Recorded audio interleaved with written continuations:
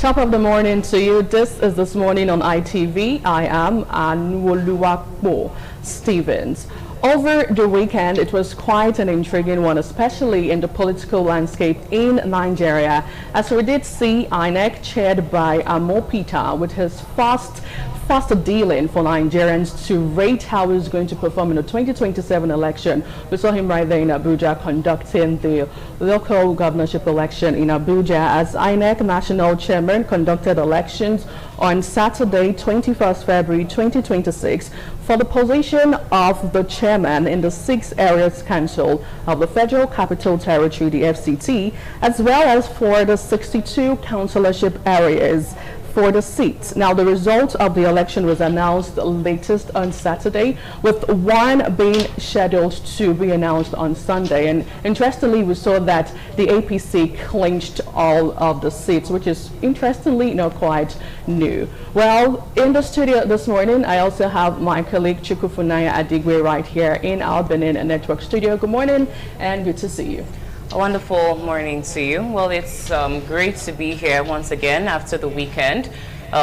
We got to see the FCT area council elections play out. We got to see also the APC bag 5 of those seats, and then 1 seat going to the PDP. Like you did say, is not something that is new. It's not a novel idea to see the ruling party actually clinch all the seats, even though, you know, we might have expected differently. There are people that are saying that there was low voter turnout and there might have been mishap, and then there's a faction of the PDP saying they're going to take legal actions. But these are the theatrics that have, you know, characterized our political space over time. So we'll just hope to see how it plays out. Absolutely. Now, still talking about activities that went down during the course of the election, just as you said, we saw low voter turnout, talking about the voter apathy conversation, and we also did see a bit of violence, even though INEC chairman came out to say, and also the minister of the FCT, Wike, did say that it was peaceful, it went out well, there was no hullabaloo whatsoever. But a lot of persons questioned the role the FCT minister, Wike, played post-election, pre-election, and even on that day, there were persons who said he went around to different polling units to do whatever. Now, mind you, he's not a registered voter in Abuja, and after the election, we saw that our president, Bola Ahmed Tinubu, thanked him for a job well done, and he did say that the president was the one that told him to do all of the things he did. Now, what do you make out of the whole thing playing out? Do you think it was sort of a power tussle between the FCT minister, Wike? Let's not also forget we had another prominent personality with the ADC saying to Wike that this is not Obiako, so you better do the needful and let us breathe, you know, during the election. What do you make out of that? Well, I would say that politicking in Nigeria has become a game, and majorly it's not even wanting to serve the people anymore. It's not wanting to do what's right by the people, but wanting to win. Like we did even hear our president say at the time of his elections that Emilokon, it's my turn. So over time, we've seen these politicians just do what it takes to have what they want, you know, undermining what the people might want and undermining the real essence of an election, which is to reflect the choices of the people. Yes, we've seen a lot of conversation about this on the social media space. A lot of people talking here and there about the violence, like reported violence, like you did say, and also the low voter turnout and the influence of the FCT minister, which I would say is not shocking. We all expected it. We all watched it. I would even say that we expected that he would do more, you know. It was even shocking that PDP got 1 vote. And then the president, another very striking part for me is the president coming out to also applaud the outcome of the elections and saying that it's because the people can see the dividends of his government. Well, we'll see how 2027 even plays out after this. We're eager. Absolutely. Let's not also forget we had by-election in Kano and also in Rivers State as well. So many things to talk about this morning. But we'll quickly take a short break. When we return, the conversation continues. Please stay with us.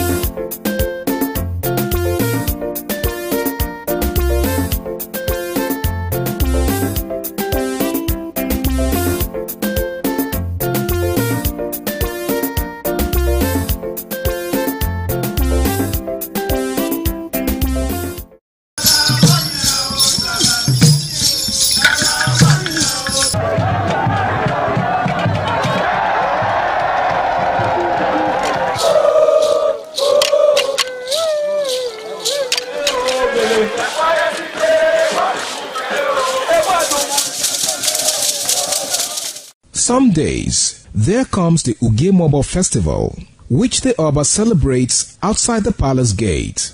A pavilion is built of red cloth where rites are performed to drive away all evil spirits still unsatisfied by the year's sacrifices. The Emobo Festival is to commemorate an event in Benin history which dates back to 1504 AD.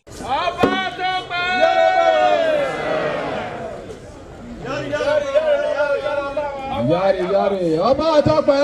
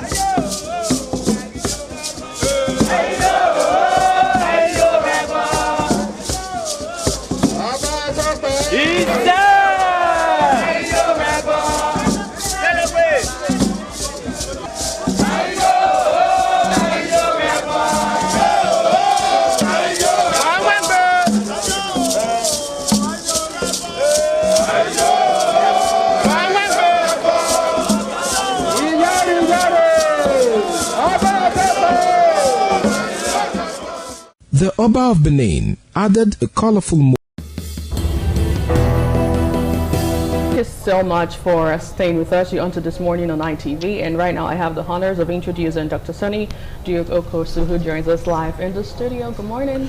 How's your weekend? Yeah, awesome. Good morning, and good morning, Ife.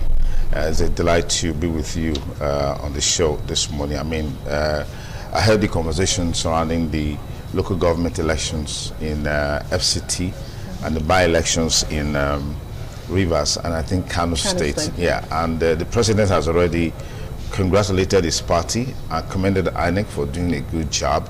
But we always go to the court of public opinion to get the views, perspectives, and opinions about how the election went. I mean, there were cases of low turnout. There were cases of missing party logos in some of the by-elections that took place. There were cases of intimidation of voters, particularly in Abuja. We saw all of those videos online. In fact, in one of the polling units, it was alleged that some thugs came with security agents through tear gas the place and whisked away the result sheets. This has always been some of the things synonymous with our election. And then again, you also have the issue of vote buying, because we have that about 20 people were arrested by EFCC who were involved in vote buying. But I think if you look at Abuja as an election, in the area council election, APC won 6. Surprisingly to me, PDP won 1. So I'm asking, where is ADC, the coalition platform that has been all over the place in recent time? But if you look at beyond the result, you look at the numbers, quite encouraging. Voters turnout in the last election in Abuja was maybe over 100,000. But this time it's double the number. So we have to look at all of those statistics to be able to gauge how the election went. But again, the fact that an opposition party won at least one of the council is something to cheer about. We hardly see that in local government elections. Yeah, out of 6. That's 6 against 1. Right. It's not something to talk about. But that we even had at least one going to an opposition party is something to talk about, because in the past, not in the past, the currency of that kind of pattern in an election is something we're all familiar with. It's usually 100 over 100. In fact, before the election, the state chief executive, the party leaders will tell you this one is a clean sweep. Even more shocking now that Nyesom Wike was involved, you know. It's not shocking because Nyesom Wike is a member of PDP. Is PDP? Is he really? Is he really? He's a member of PDP APC. Right. That's the only unregistered party in Nigeria, and he's been leveraging on that platform to ensure that he had his way. I mean, Wike also was commended by Mr. President for how the election went. Although we had this issue of a confrontation between him and the Abuja senatorial representative Senator Kingibe, how they brought with him about the issue of lockdown or what is it called, shutdown. Yeah, the coffee, just to ensure that the election. But Wike said he got that approval from Mr. President, and so we hope that there are a whole lot of lessons to learn from the election moving to 2027. But unfortunately, all of those issues that are synonymous with our elections, they are still there. Vote buying, intimidation of voters, low voters turnout, which you call voter apathy, they are all still there. I hope it doesn't go to a different dimension entirely when we get to 2027. Of course, very quickly, let's touch on the UBTH allegation about the exorbitant amount and the call for the removal of the CMD. Yeah, it's a very interesting story that is coming out from the University of Benin Teaching Hospital. Interesting because the lady there now, the first female CMD of UBTH, Professor Idia Iyamo, is someone who got to that place based on her antecedents, her capacity, her influence, her knowledge, her skill. But to say 6 months down the line, these allegations are coming forward. It's quite disturbing. But if you look into it in detail, you discover that there's so much to unpack. Depends on what side of the divide that you belong to. Some may want to use it as a political discussion, and so you look at it from that perspective and say, oh, she should be sacked, she should be removed, oh, she's this, she's that. But from some of the information that are available, you find that what she's operating now were some of the things that were already in existence before she came on board. That one, you have privatization going on within the public environment. Is that ideal? I don't think so. Is a public environment or is a public institution with all the structures and strategies already in existence that could be used to drive the tertiary health institution. But if those things have been in existence, for example, they talked about a private lab which is being used for tests, and that lab charges exorbitantly. They talk about some revenue, units or structures within the institution that have been privatized. Some of these things were already existing before she came. So the problem may not entirely be hers, because civil servants have a characteristic way of behaving that tends to undermine the overall interest, the collective interest of the people. Somebody gave an example. He said he had a patient at UBTH, and then they needed to do tests. Unfortunately, the umbrella body that encompasses all of those staff that are working in the labs and all of that, they were on strike. So what option did they have? They had to use the private lab to get that test done. The concerns that have been expressed, they are quite germane. But I think that if you have a functional institution that follows the rules of engagement, the ethics and ethos of their profession, we won't be here. And then if you also have an institution that is well funded by the federal government, as I went you, we will be here. So she, in a sense, is caught in the web of what usually happens within the ambit of a public health institution or a public institution. So the conversation is ongoing. I think that even if she met some of those things on the ground, and in a sense they may not be what is applicable in a public institution, you can change them. It doesn't mean that if you meet something that is not right in place and you just continue with the status quo. This is the reality on the ground. So a lot needs to be unpacked to have a proper understanding of what the issues are, so we can deal with them dispassionately, not try to politicize it, bring her husband's name in because she's married to a politician. And all. No, those are not the issues. Let's look at the issues dispassionately. If we're having these private institutions in the system and it's helping the system to work better, fine. But if we're having those private institutions in the system and they are creating more problem, making the institution inaccessible to the ordinary man, because it's very, very vital. Because that health institution is something that has continued to be an embodiment of attraction for people who are seeking for one health challenge or the other solution from across the South. So if today we are here, it's something that needs to be looked into critically. Absolutely. Now let's quickly join our colleagues in Abuja and Lagos. In Abuja, we have Joseph Kadiri, and also in Lagos, we have Marcelina Ukor. Good morning, gentleman and lady. Let me quickly start with you, Joseph Kadiri. We'd love to have your input as regards what happened on Saturday, and of course, what we should be expecting from you today. 6-0, 6-1. APC 6. Yeah. APC 5, PDP 1. So, talking. All right. The election in the FCT has 6 area councils: the Amak, Bari, Abaji, Kwali, Gwagwalada, and Kuje. And the outcome clearly is a far cry from what it used to be. Out of 1,528,000 PVCs collected, only 239,000 came out to vote, which is 15% of total PVCs collected, and that is not encouraged. And if time permits us, we will have the graphical or chart on the screen. Of course, if you look at it closely, you see that the ones with blue are the ones that actually came out victorious. From the AMAC, you are seeing APC pulling about 40,000 votes. You go to Buhari, of course, it's also the APC.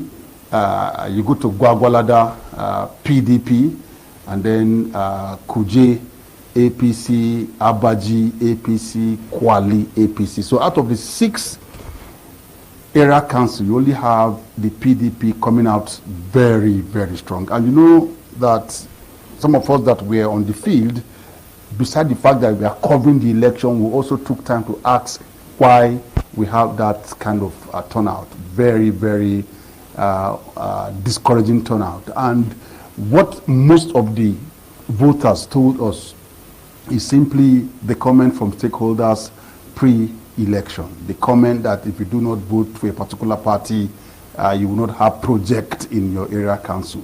And that is one of the reasons that made many people not to come out. I mean, they have their candidate, they have the party they want to vote for the council's poll. But if you are telling us that if we don't vote a particular party, you will not have project in our council, what is the need coming out? That's one. The second one is the fact that pre-election, they actually saw 2 strong contests. One in Amak, the other one in Buhari area council, stepping down for the APC candidate. That is another, sad and bad and discouraging signal to the voters. It's the second reason why most of them don't come out. But going forward, is this how election should be conducted? I mean, you and I will be. There should be a system where majority of PVCs collected turn out for the election. And this goes to say that INEC and political parties have a lot to do when it comes to conduct of election. It has to do with voter education. It has from the umpire, INEC, and of course the political party. There should be some concerted effort to, inform the voters the need for them to come out and cast their vote. And if we go back to that chart, you discover that the man with the highest numbers is the APC in Amak with 30,000. I mean, in a place like Amak that has about 2 million residents, if I'm going to be economical with the numbers, and out of that you have just paltry 40,000 people coming to say yes, let us go with this particular candidate. It's something that everyone, including journalists, need to interrogate, and how the process can be better going forward. I'm sure we're actually looking forward to all of this conversation and more this morning. Moving over to you, Messalina Ukwo. What's in the air to your end today? Please go ahead. All right, beautiful morning to you, Anu. Good morning, Chukwumfunaya. Good morning, Joseph. And Dr. Sonny Dukokoso. Beautiful morning to you all. This morning, we are also going to be having the same conversation. You know, when Joseph Kadri was actually talking, I picked something. He said, you know, most of those people that were supposed to come out to vote, you know, that they told them that you have to vote, that a particular party told them you have to vote for a particular party. So where is the right to vote as a citizen? I mean, these people, these Nigerians, they already have a party in mind to vote for, and you are telling them that you must vote for this particular party, and that is, I would say, it's not right. So basically today we are also going to be having that conversation here from this table. We'll be having a political analyst, you know, help us talk about, and you know, saying that APC dominated, won 5 council out of 6 council, and PDP won just 1. I wouldn't say it's shocking, because it's what a lot of persons are expecting.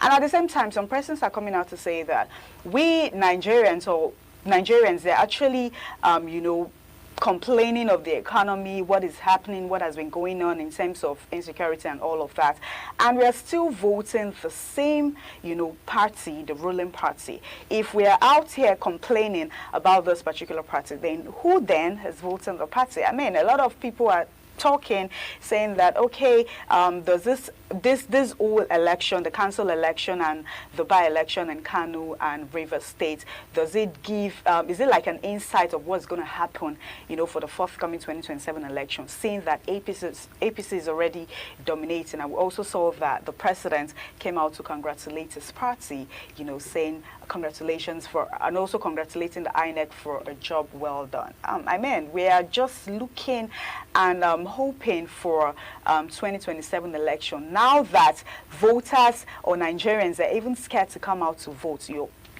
threatening them, telling them that you have to vote for this particular party. I mean, it's uncalled for.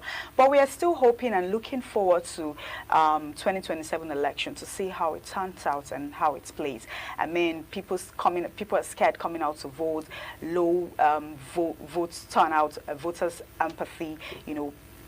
We, like I said earlier, we're just hoping and waiting for a 2027 election to see what happens. And right here in Benin, we're going to be tailing the same line, but then again, we'd also look at drug abuse, the social and health implications this morning. A lot of things to unpack and talk about today, but we'll quickly take a short break. When we return, we'll move over to look at a couple of national dailies this morning. Now, just before we go for that break, right, we need to, you know, speak to some of the issues that came forth, particularly from the Abuja election. If a party says that you don't vote us, you're not going to get any project from us, that should be a motivation to teach such a party a lesson. You see, if we Nigerians, the citizens, you have APC, you have PDP, ADC and all of that, if you put all the political parties in Nigeria together, look at how many people that are there, interface it with the number of people, the other people who are probably, they don't belong to any political party, but they belong to a bigger, larger, more impactful political party, which is the Citizens Party, the party that some of us, all of us belong to. Moments like this are supposed to be opportunity for the citizens to come out en masse and express their anger if they feel that this is an opportunity to do that, but they lost it. They just cowed in and then allowed them to have their way, as it were, which is part of the reason why we are where we are today. If there's anything like that, a political party say, no, you don't vote us, we are not going to bring any project to your local government. Fine. So what are you supposed to do? reward other political parties that are promising you the things that they will do, so that when those parties come into government and governance, remind them, these were the things you promised us, this is the reason why we voted for you. So we shouldn't be docile in our participation in the political process, because this is the reason why the country is where it is today. When each time there's an election, take the number of registered voters, compare it with the number of actual people that came out to vote on election day, the margin is usually very, very high on the negative side. And that trend cannot continue. Are you following me? And then, of course, Abuja is a cosmopolitan environment, and you have very enlightened people in Abuja. That's why you've seen in most cases, the ruling party doesn't win Abuja. In the last election, the ruling party lost Abuja, and that trend even during former President Jonathan's tenure, he lost Abuja, he lost the Aso Rock Poly unit. So that's the kind of environment that we're living. So if we must get it right, take advantage of every opportunity. Absolutely. You want to add to everything? I was just going to say that it's very disheartening, especially having to hear from one of our correspondents that was on the ground at the elections, that there was actually low voter turnout. It's not just a rumor based on the things that have happened in the past. And him coming out to say it's because of the threats of, you know, the withhold of projects. It's something that it was already shocking to me. And then you spoke my mind, saying that it should have been a push for the people to say, why would you want to threaten the electorate? And, you know, just want to show these people who actually has the rights of power. So yes, it was shocking, and we should do better as a people, not just in these Abuja council elections. This should be a lesson for us now because it has passed. We should take these lessons from the, you know, the elections that are going on and take it into 2027. Absolutely. Not to forget that we'll be hampering on all of this discussion and more this morning. Now we'll take a short break and move over to the newspaper review.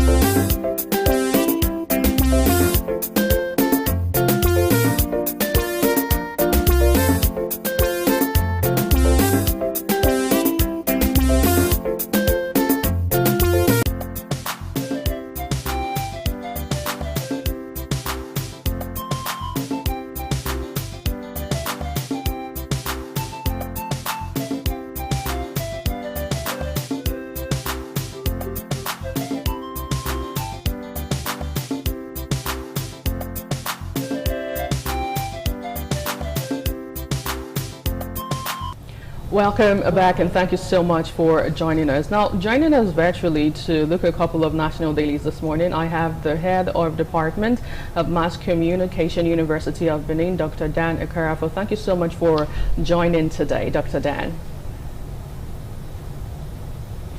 Okay, now let's move over to a couple of national dailies this morning. We quickly kickstart with the Daily Trust newspaper. And on the front page of the Daily Trust newspaper, it's leading with the headline that says 2025 budget, capital without cash. 2025 budget, capital without cash. Well, wondering what that is about, pick up a copy of the Daily Trust today. Well, still on the front page, 12 killed in fresh Plateau attacks on page 8. Concerns over a voter apathy in FCT, Rivers, Kano elections on page 2. Electoral Act raises presidential campaign expenses to 10 billion naira. And finally, on the Daily Trust newspaper, bandits to Kebbi villagers, pay us 100 million naira or we attack you. Dr. Dan, I don't know if we have him on board. Okay, if Dr. Dan is not there, let me just, comment. Okay, Dr. Dan is here. All right, Dr. Dan, which of the stories caught your attention this morning?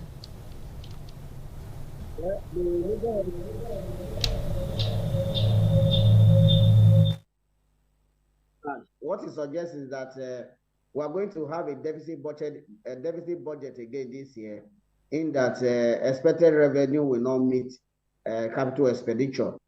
On the basis of that, you have very many capital projects, but if you look at the resources coming in, they will not be able to finance some of those capital projects. So when Daily Trust editors decide to say it's capital budget without cash, it suggests that we're going to take into borrowing again in this year's budget.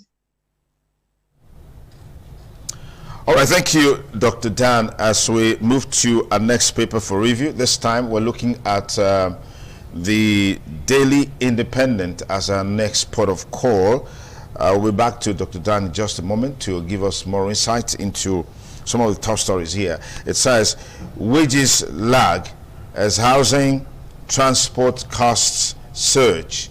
You find that on the front page of the Daily Independent, as on page 29. All right, page 29 continues on page 29.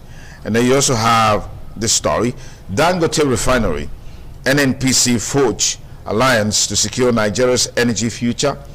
FCT Council polls, APC 5, PDP 1. More on those stories if you get a copy of the Daily Independent. And then you have Serap urges Tinubu to withdraw interception regulations. National Assembly highlights key reforms in 2026 Electoral Act. And then, of course, Tinubu hails winners of elections in FCT, Kano, and Rivers. Dr. Dan, over to you.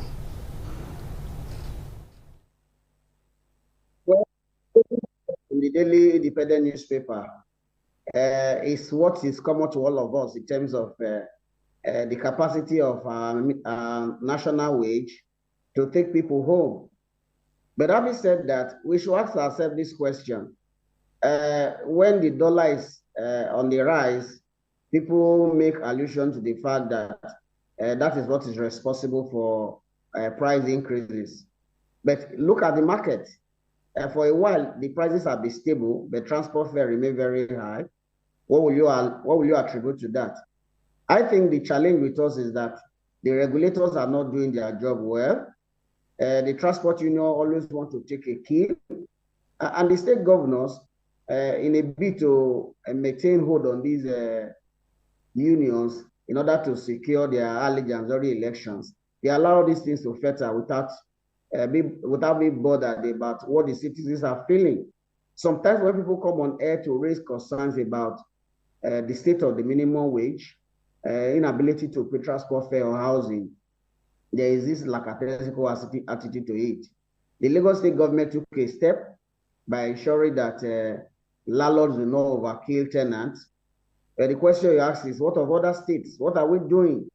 So by and large, that headline is of interest to me because that is what touches majority of Nigerians. So the reality is that people do not have the capacity to save because even the little they earn is taken away by transport and the cost of housing. Government should start looking at these trends. The assemblies of the different states should promulgate law that regulate, I think, to a reasonable level, what tenants should pay in certain parts of the cities where people live. If we take this measure, we'll create a situation where people are not necessarily strangled because of the pressure on wages. For some who are retirees who depend on these estates they built over the years, constant increments for them is a way to survive. We'll continue on this trajectory. I purposely left the issue of the elections conducted maybe to the last newspaper. Thank you. Very much, Dr. Dan. And now for our next point of call, we'll look at the Guardian newspapers. Now for one major headline there, which is on the business scene. It says, uncertainty trails future of share nut exports as 6-month ban ends. That story is on page 6. Other stories are, by the CDS, it says, we can achieve intel stability via controlled rehabilitation of terrorists. That's on news page 4.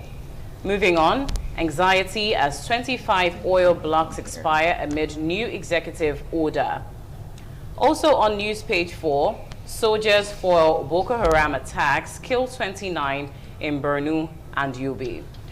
We move over to more stories on the Guardian newspaper. It says Uni Abuja expels 28 students, revokes certificates of 15 alumni. It also says activist kicks as Plateau sponsors pilgrims with 7.48 billion naira. More stories are Nigeria loses $6 billion yearly to cargo diversion over high airport charges. That's on news page 5. Moving on, we have NAFDAC seizes banned fake cosmetics worth 3 billion naira in Lagos. Other stories are low turnout, electoral reform backlash, shadow APC's FCT sweep. That story is on news page 6. Those are the stories on the Guardian newspaper. It's over to you now, Dr. Dan.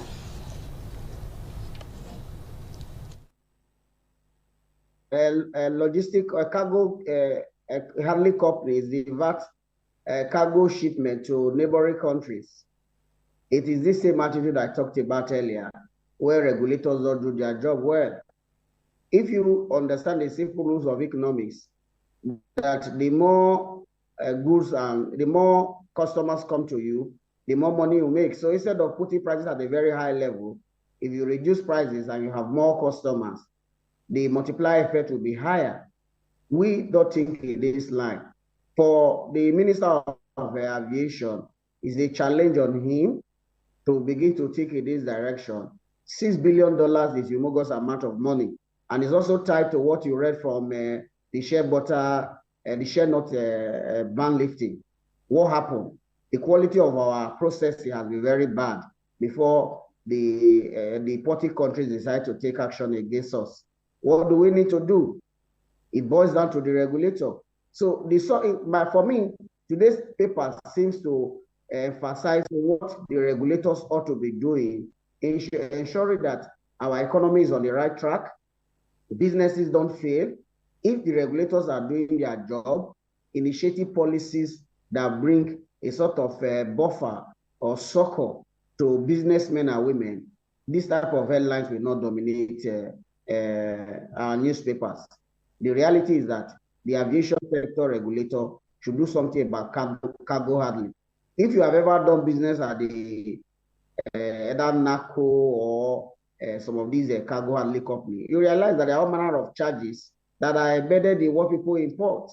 And for many, they would rather transport, move those goods to neighboring countries and bring them through the land border at cheaper rate than bringing them through the airport. And at the end of the day, you pay all manner of charges. The regulator need to look at this. If $6 billion come into this economy every year, it will make a big difference. So those who are in the regulatory business, either at the agri sector, airport sector, should do their job so that we'll have a better rating as far as Nigeria economy is concerned. Okay, now let's turn our attention over to the Nigerian Tribune newspaper this morning. Leading with Electoral Act, what has changed in new law? Senate leader speaking. Subwriter says mandatory deployment of beavers for voter accreditation, creation of dedicated fund for INEC, abolition of indirect primaries, creation of digital membership register by political parties, 2-year jail term for REC who withholds vital documents, upward review of campaign fund for elective holders. All of those details on page 2 of the Nigerian Tribune, and I'm sure Dr. Dan would look at this drastically this morning.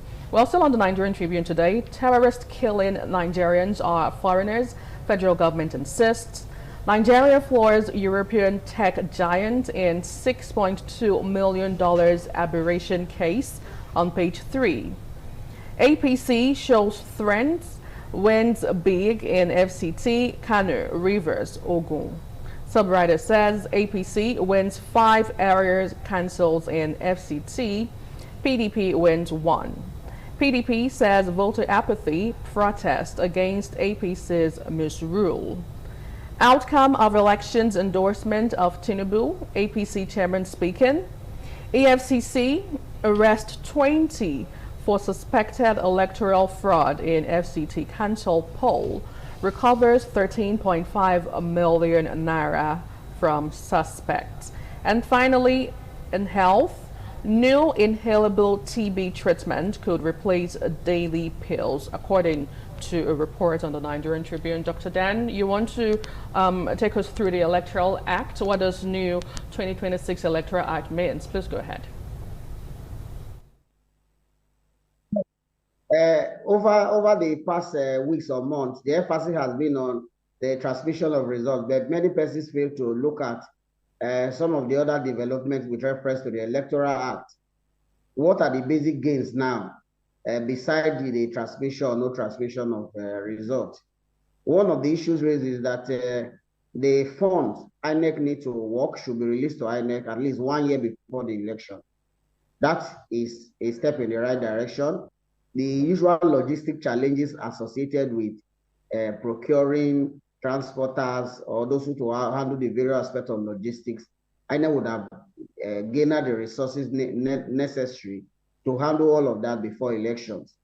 The other issue is the issue of when should publication of candidate or primary should be conducted. If you watch what the politicians have been doing over the years, somebody has a leg in one party, sure that he's not going to get a ticket. And before you know it, when primaries are done, he will still get a ticket from the other one.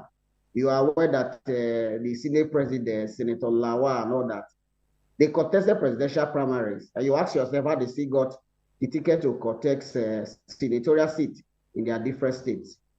These are basically because the Electoral Act created such loopholes. With this, you can address some of those issues. Basically, these amendments or provisions are very good, but the goodness of them will rest on how transparent the electoral process will be. What you have seen from the FCT elections is the fact that people are not too satisfied with the rhetoric regarding campaigns or the days leading to the election. Why will you force people to say, if you don't vote for us, we will not get this? Citizens have a right to make a choice. Again, that 30 million naira was recovered for some suspect tells you that the talk about vote buying has not left us. It's still very much with us. You can be rest assured that by 2027, they will be buying vote for 100,000 naira because they've already stashed the resources to do all of that. The EFCC, let's watch to see what will happen to these individuals in question. You can be rest assured that if they belong to the ruling party, the case will not go anywhere, except if they are in the opposition. That is our typical attitude to the law.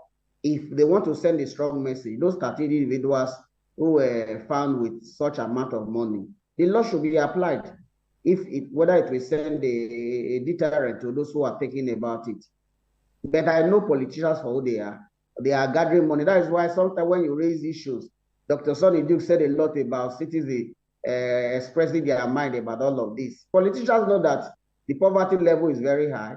So when election time comes and people are offered 50,000, 100,000, the poor man calculates that can give him a bag of rice and sustain his family for 3 months. He will still end up voting for them.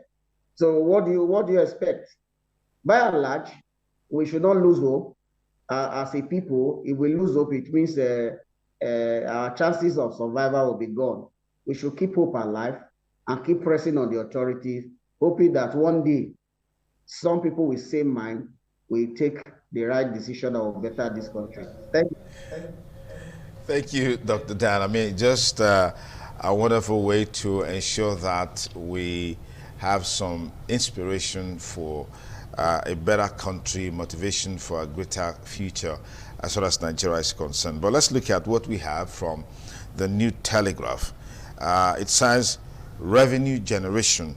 FG agencies collection cost up 33.4% to 1.35 trillion naira. All right, you want more of that story? Get a copy of the New Telegraph. And then we have this one. It says Lent, Ramadan, shun religious rivalry, put common good first. Kaigama tells Nigerians.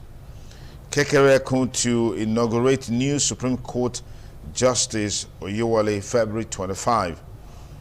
Terrorism, APC government has demonstrated incompetence to protect Nigerians, says Hashim. All of these stories you'll find on page 4, page 5, and page 9, respectively. On electoral amendment, our Electoral Act has made polls in Nigeria better. This is coming from the National Assembly. More stories for you on the New Telegraph. It says, Adamawa, 3 soldiers, women killed, school burnt. Uni Abuja expels 28 students over forgery, cultism, examination malpractice. Others withdraw certificates of 15 ex-students. Tinubu congratulates winners of FCT polls, Rivers, Kano by-elections. $6.2 million arbitration. Nigeria floors European tech giants.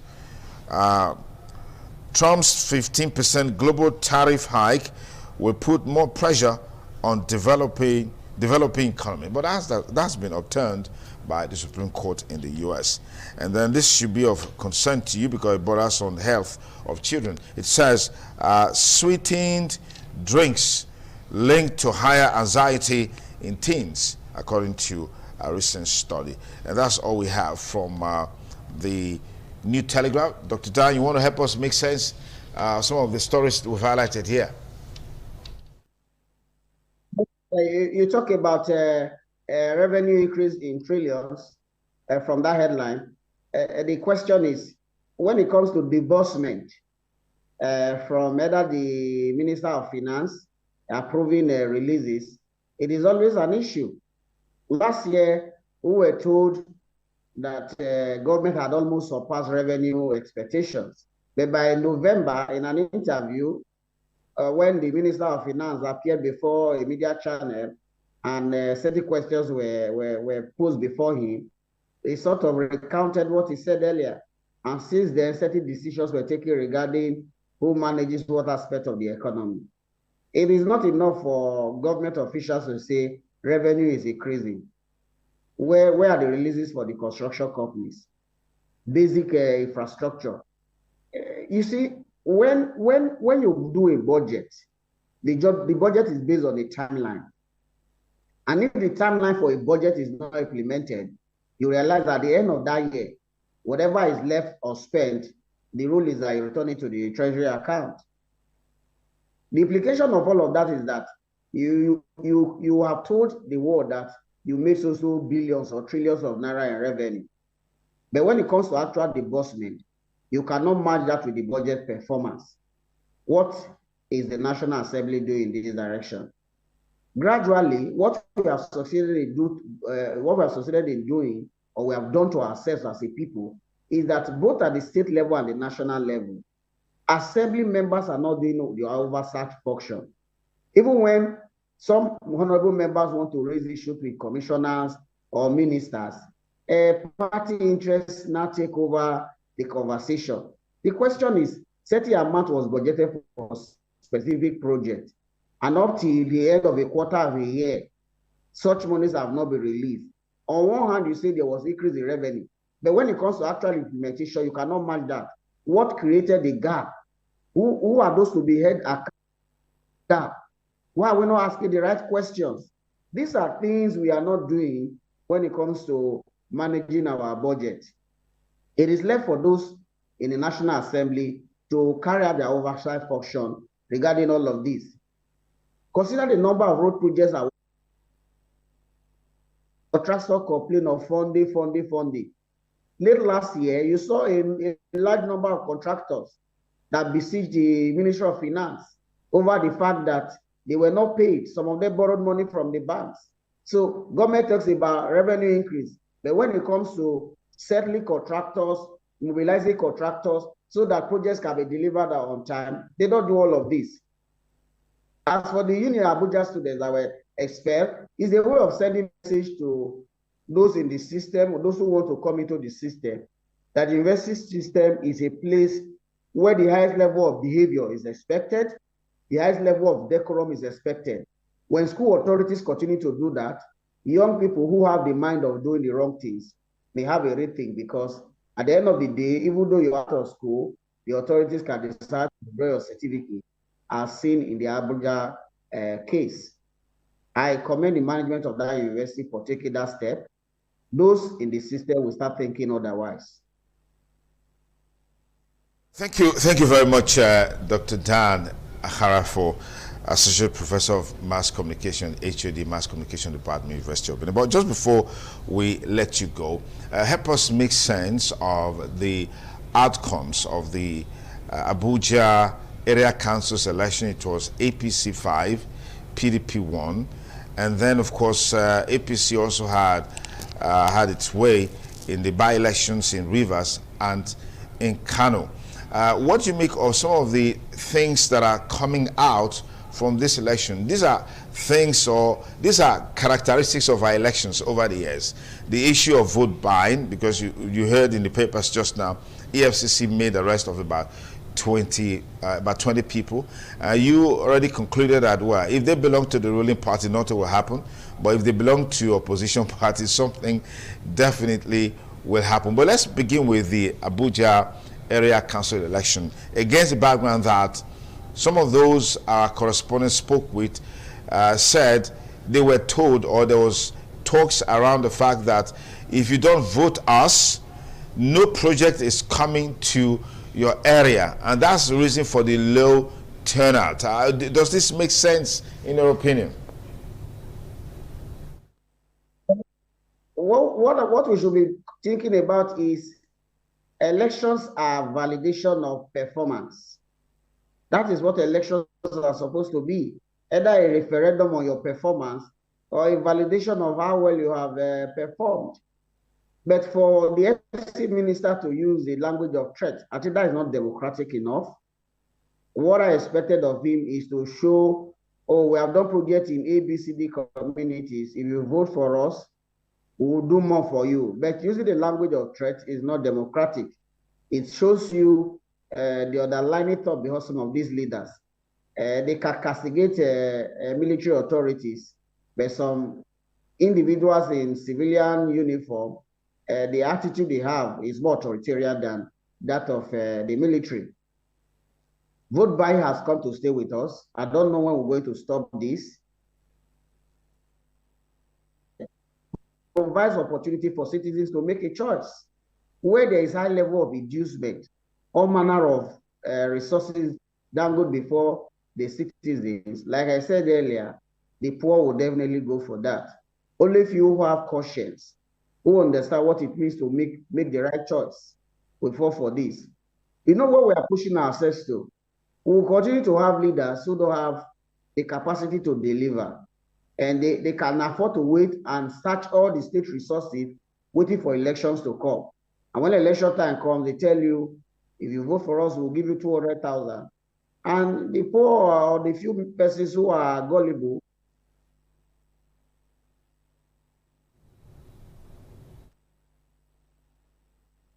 a bit of a technical glitch there. We hope Dr. Dan Akharafo can reconnect with us in just a moment so we can keep the conversation going. We were talking about this, some few minutes back, that election is supposed to be a referendum on performance. That's Dr. Dan's parting words before that break. Exactly, and not just a referendum of the performance of the past, but even if you're going to get people to vote for you, the electorate to come out and vote for you, it shouldn't be based on threats. Okay. It should be based on promises for the future. And he said that also, that well, it was not democratic of the ruling party, which is the APC, which now bagged 5 seats, very shockingly. It's not democratic at all for them to come out and say, we're going to deny you projects if you don't come out to vote for us. It's actually troubling, because what it is supposed to be is, if we don't come out to vote for you and we vote another party, the other party wins, and that's it. So it reflects a weak mindset on the electorate to just ignore the polls altogether just because someone says so and so, we're not going to give you projects, and then they allowed these. I don't even think that this was supposed to be an excuse to not go out to vote anyway. The threats from the APC on the electorates. We'll take a short break. We'll keep the conversation going on TMI on the ITV network. Please stay.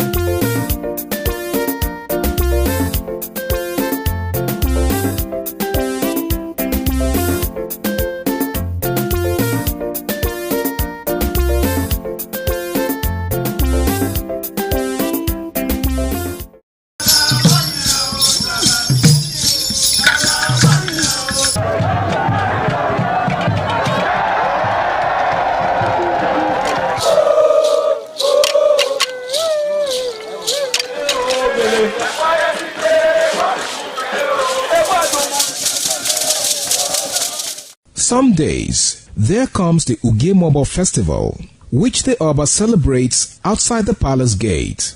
A pavilion is built of red cloth where rites are performed to drive away all evil spirits still unsatisfied by the year's sacrifices. The Ugemobo Festival is to commemorate an event in Benin history which dates back to 1504 AD.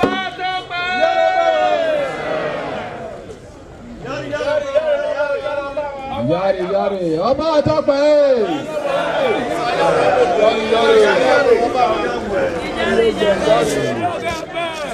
Yari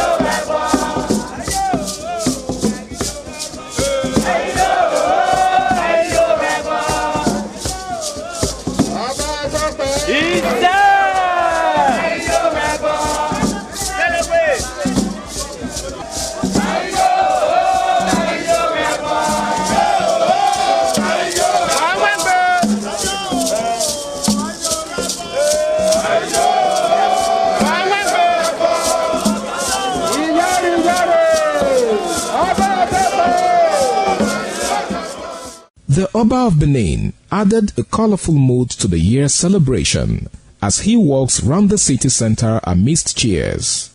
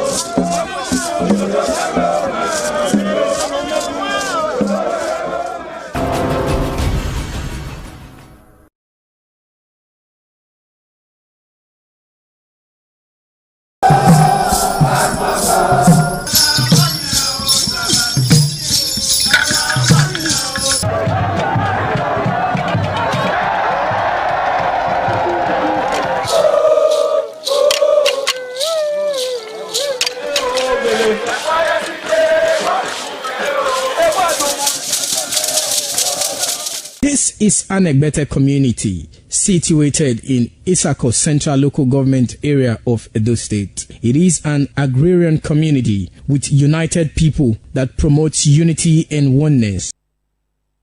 Many thanks again for rejoining us on the program TMI on the ITV network. And of course, it's a delight to have our guests join us virtually from Abuja, talking about the ADC national spokesman and the person of Honorable Bolaji Abdullahi. Thank you, Honorable, for creating the time to be with us on the program TMI on the ITV network. Thank you very much. It's my pleasure. Good morning. Good morning. Let's begin our conversation as much as time will permit us. I mean, the FCT area council election just ended. For a lot of people, the ADC being a party that came to into the fore from all the mobilization we've seen from all the other political parties, so much was expected, but the party wasn't seen at the finish line. In the FCT area council election, it was APC 5 and PDP 1. Help us make sense of this in terms of the showing of your party in this election. Well, I mean, thank you very much. I mean, we were also expecting and hoping that this the FCT election will afford us the opportunity to test run our capability to win election. I don't know, can you hear me? Yeah, loud and clear. Loud and clear. Yeah, that it afford us opportunity to test our capability to win election and to be competitive in organized election, as it were. But it turned out that the ruling party APC had a different plan. They didn't intend, it was obvious that from the start that they didn't intend for the election to be competitive. They didn't intend for it to be fair, to be free, or to be fair.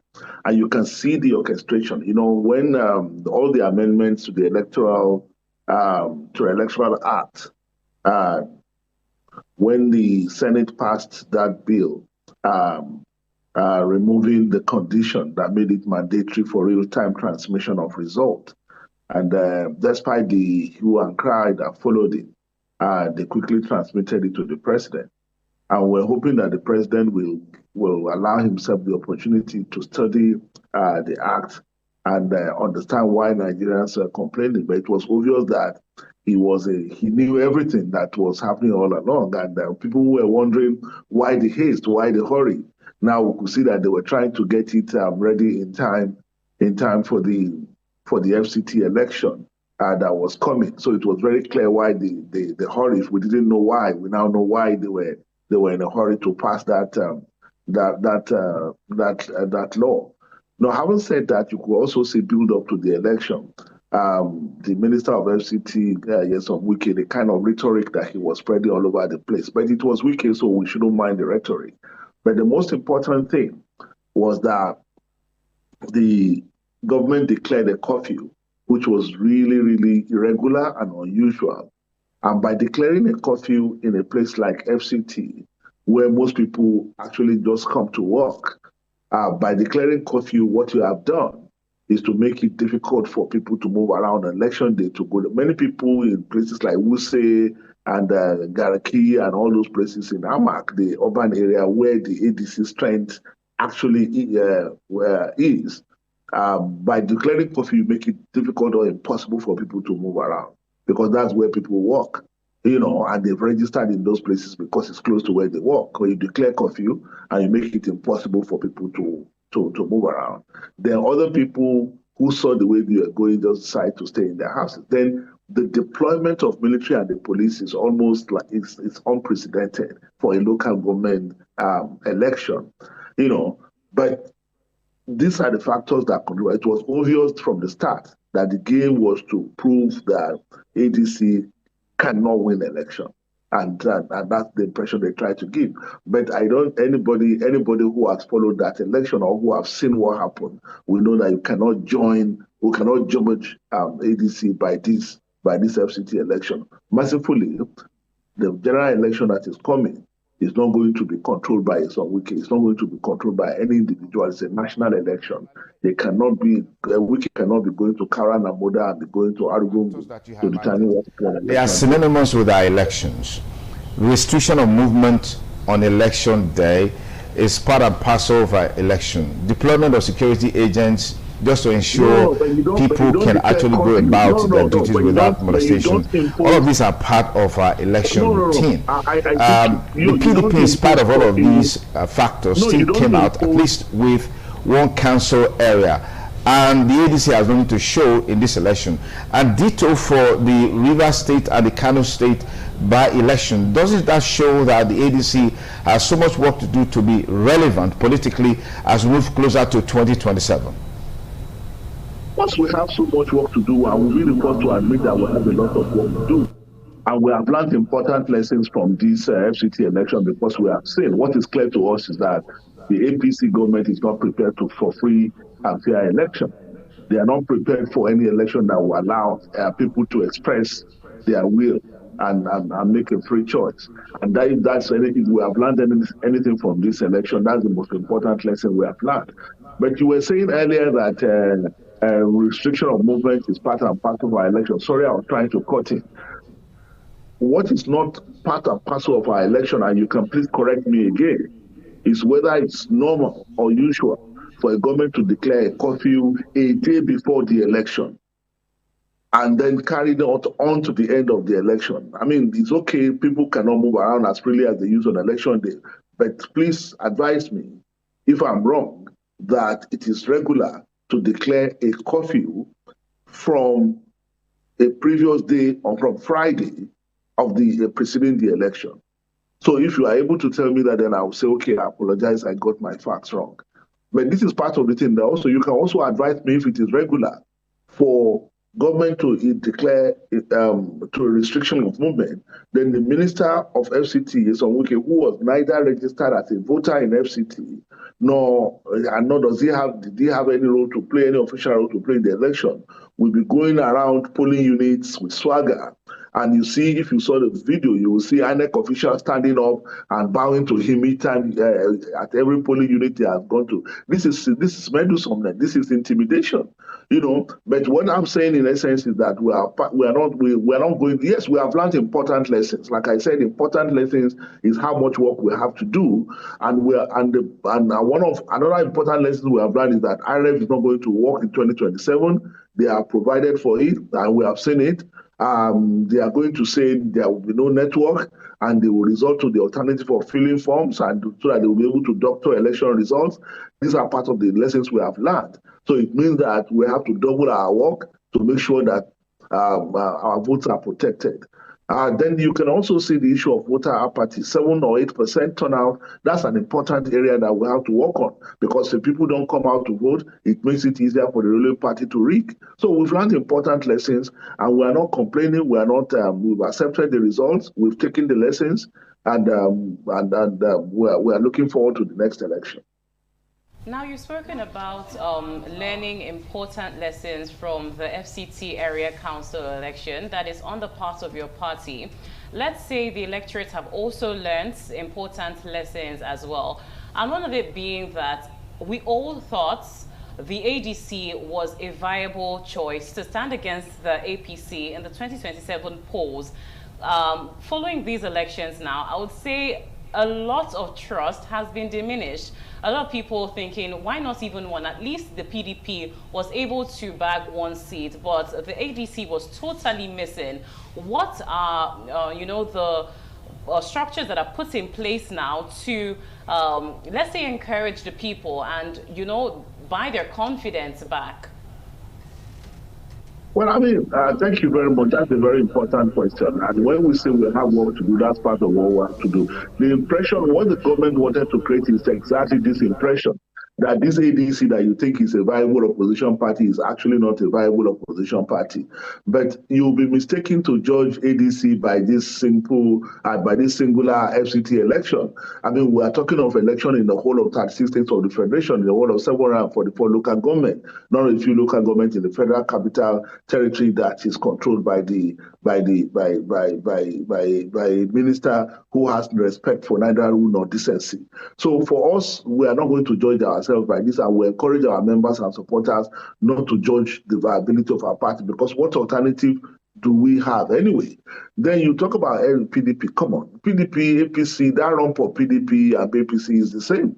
I mean, it's the Wike controlled APC. Didn't you hear some Wike saying anybody that does not support President Bola Tinubu will not win the election? He said it clearly before the election. But he will not be able to say that in Kano. He will not be able to say that in Kwara. He will not be able to say that in Ekiti or in Oyo or in Imo in the next election. So that's what he said. So what it means is by default is that the PDP that you see, so you see, because the strategy is very clear. Okay, allow PDP to win one to show that ADC is really nowhere. And that's the impression that you are also trying to communicate here. But for us, we're not bothered about this. We have seen, like I said, we have seen what has happened. We've taken copious notes of what has happened. We have seen where our weaknesses and limitations are, and we have admitted it, and we are going to work to bridge those gaps. But we are also seeing with the signal of where the election is going in 2027. The election, the by-elections in Kano and Rivers seem to have taken the same pattern.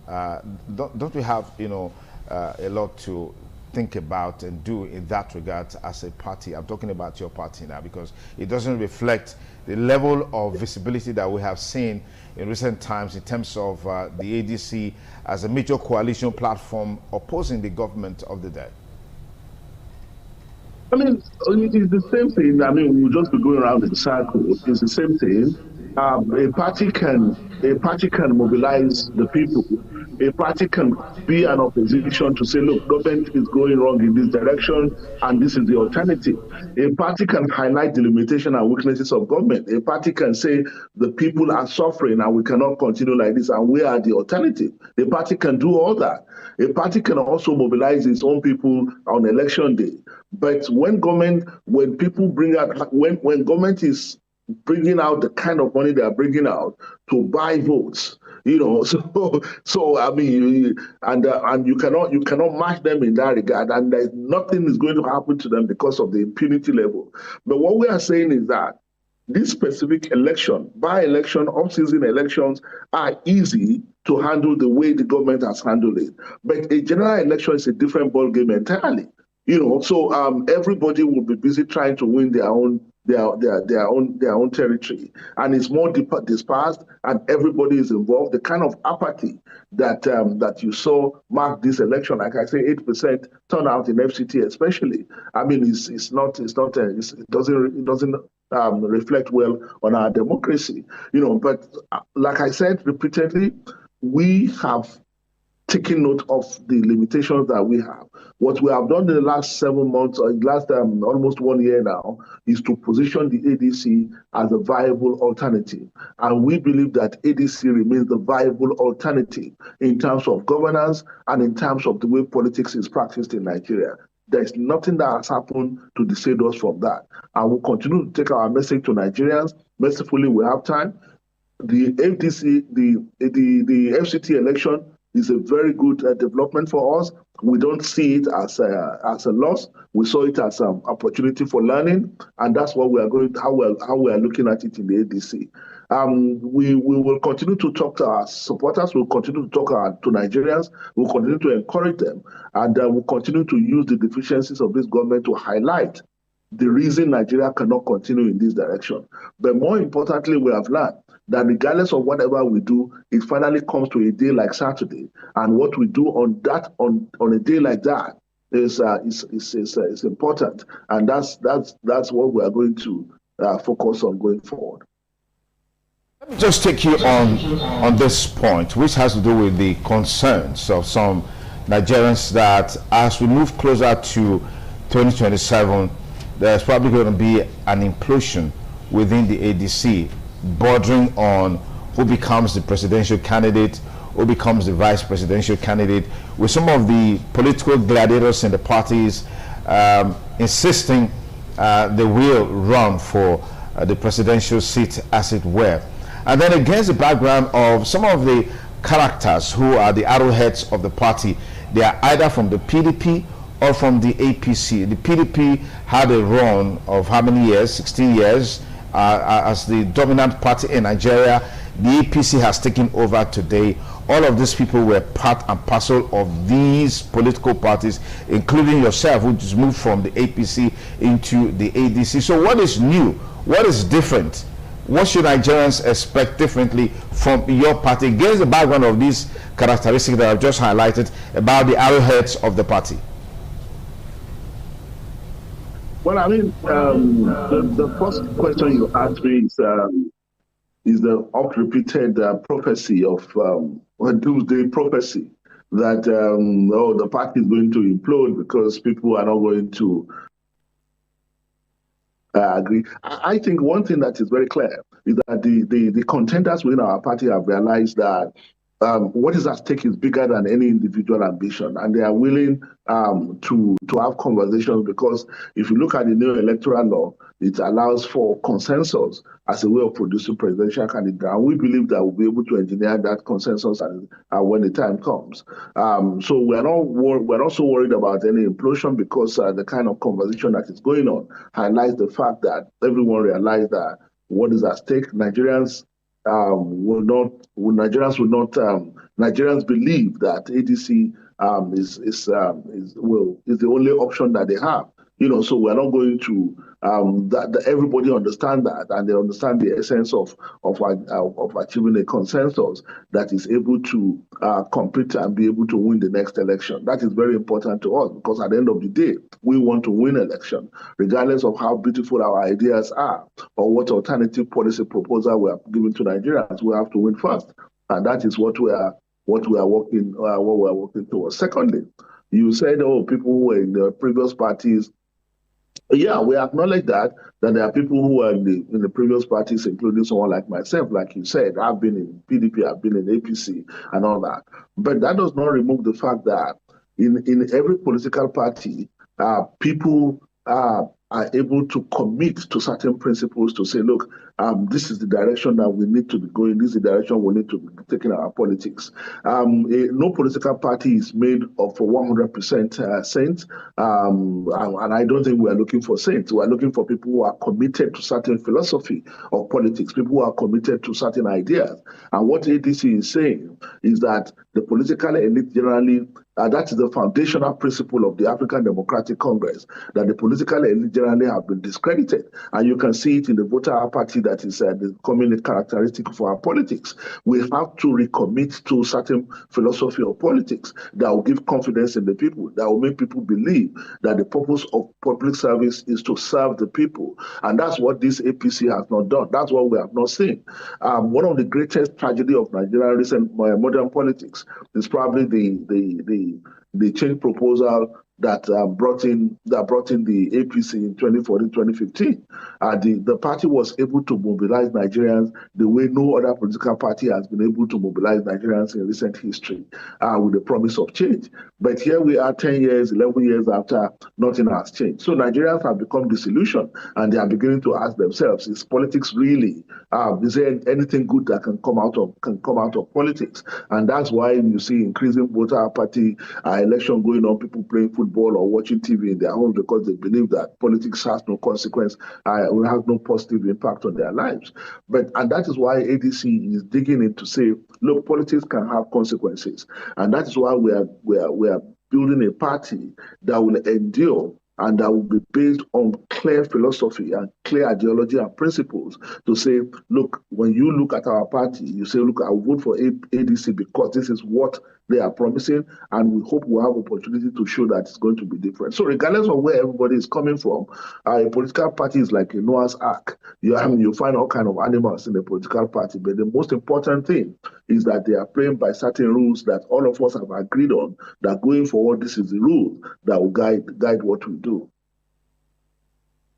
Now there's people that are of the standpoint, these critics argue that the ADC is more popular on social media commentary, than actual grassroots mobilization. I mean, in our generation, my generation, we've seen there's a lot of push on social media, but in reality, that might not be the case. I mean, we saw that happen in the 2023 elections, and ADC has become very popular on social media. And now we've seen the FCT elections reflect otherwise. How do you respond to this? And just to add to that, Honorable, you've not talked about the outcome of the by-elections in Kano and Rivers State, where the APC also had a clean sweep. And then we have the Osun State governorship election just around the corner. We don't know how much of impact the ADC is making in terms of having a candidate in that election. I mean, I honestly have not paid much attention to the by-election in Kano. I've been more focused on what is going on in the FCT. I must confess on that. The Osun election is coming. We have a candidate in the Osun election, and we are going to fight for that. We have a candidate in the Ekiti election. We are going to fight for that. But like I said, I will urge you to not judge ADC by this off-season election, or this, especially the FCT election that we keep referring to. Of course, we'll continue to talk about the FCT election for the next couple of days. But the most important thing I would say is that we've highlighted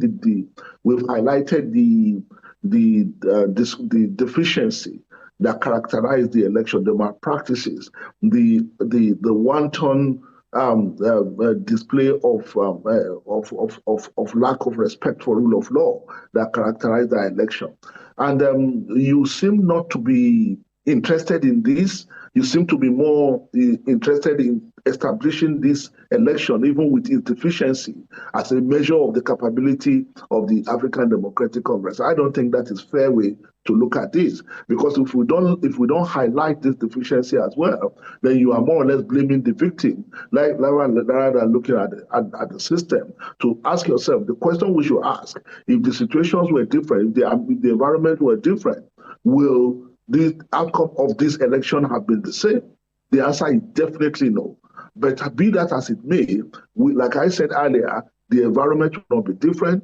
The practice, the ruling party will do everything not to play by the book. We know that now. All the rhetoric, all the promises that the new leadership is an INEC, now we can hope for a better election. We now know that it is not true, that it's all grand deception. So we will prepare according to the lessons we have learned in this FCT election.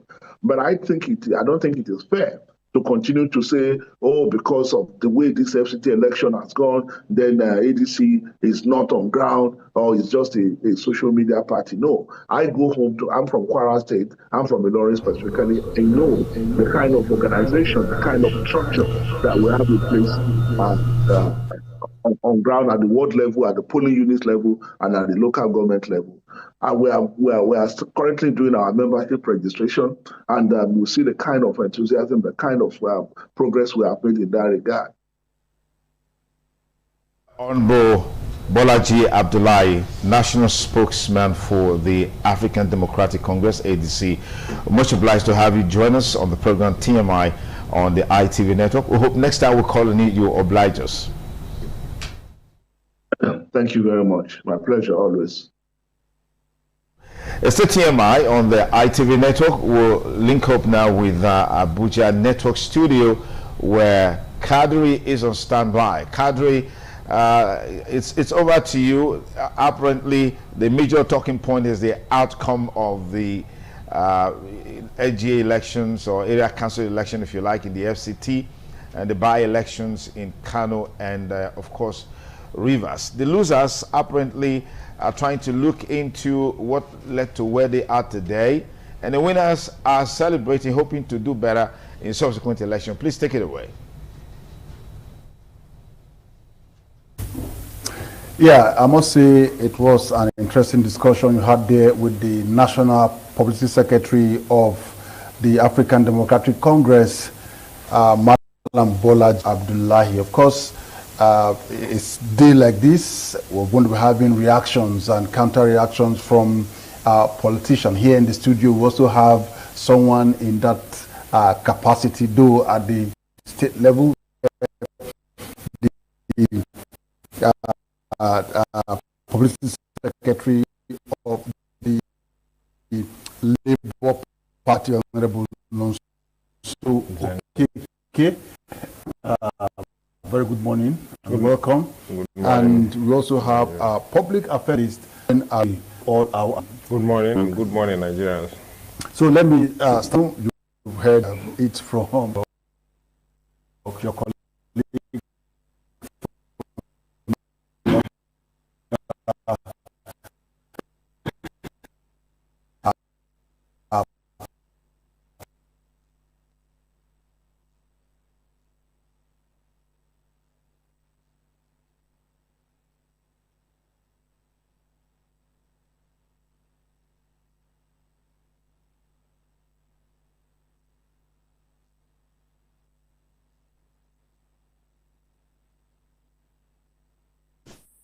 We contested, and we want to say thank God for a day like this, and we all witnessed what happened on Saturday in FCT.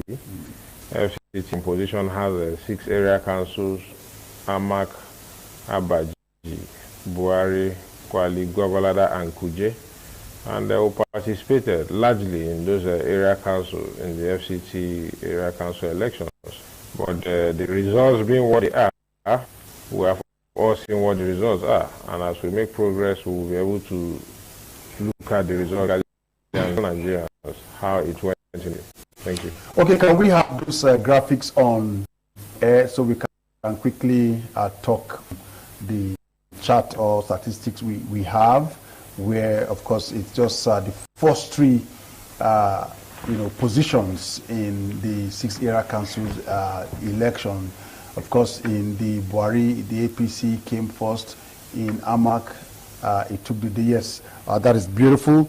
And if you go very, very close to that, you see, emerging victorious with 40,000 votes.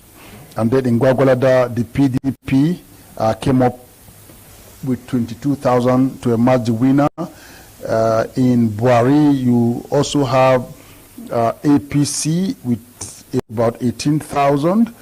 In Kwali, APC took the day. In Kuje, and also in Abaji. In all of this, the Zenith Party did not come close, not in second, and also not in the 3rd position. So what really happened? The 4th position is not gotten. That should be, something closer to that, 2nd or 3rd. Why is your party not didn't really go close to the 2nd or 3rd position? Well, my brother, we all are Nigerians, and we were witnesses to the charades we just saw a few days ago as elections, And thanks to God Almighty that the studio where I'm talking from today is in an area called Pape in FCT, which is under the Buhari Area Council. And I believe that our candidate from Buhari, in the person of Honorable Solomon Daria, he visited this station, for some time in the build-up of the elections. And we all know the organic love and support we know around Buhari concerning Solomon. But what happened is what we have been crying on. When you get to Amak, myself, I was there on the ballot as the vice chairmanship candidate. But I think eventually we found out that this is a mini presidential election that was run in FCT. And so we were just viewing and seeing what's going on. Eventually we also experienced a lot of what the fears are. The riggings, the voter party were there, and so many other things went wrong, which we are going to look at critically when we move into the program proper. Okay, let's come to Agunloye. In the FCT, about 1 million collected their PVCs. Yeah. and out of that, 239,000 came out to vote, which represent 15% of PVCs collected. What happened? Well, now if we are talking about participation in local government, in area council election or election at the local level, the city people don't always feel concerned. Now we need to know that 50%, over 800,000 of the 1.6 million registered voters are from AMAC. Yeah, exactly. Are from AMAC, right? It's 1.6. 800. We know that 800 are residents in AMAC, telling you that 50% of them are in AMAC. Now, if we look at participation or response to voting, I think that this election was better.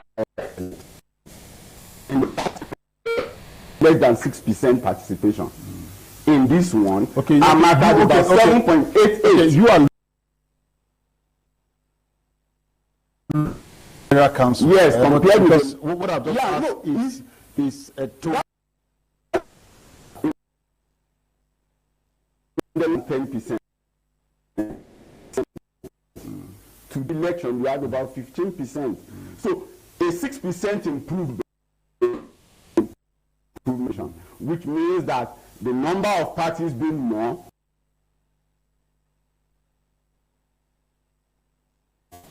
come out more. But is low. Over 9.6 when you compare it to the last election. And in almost all the local government, you have that level of shift. AMAC, of course, had 50% of the vote. So AMAC did not improve drastically. You cannot have an impact that will be maybe widespread. Now, the 250,000 votes, or the over 200,000 votes, only 60%, 60,000 or thereabout came from AMAC. So if AMAC is 9%, consider the other 5 local governments with 180, you will realize that they have actually done about 20%. But the other local government put together without AMAC have done a little over 20%. I know Buhari is actually about 20% participation. So to a large extent, when we keep talking about apathy, we should know that it did not start today. There is that level of political education. We need that. And it is the parties, not just INEC alone, but national oriented society and the party need to do that. Because if you have a candidate of a major contender having only 10 people voting in his polling unit in an estate where he is resident, I don't think that is actually good enough. But that's what we have.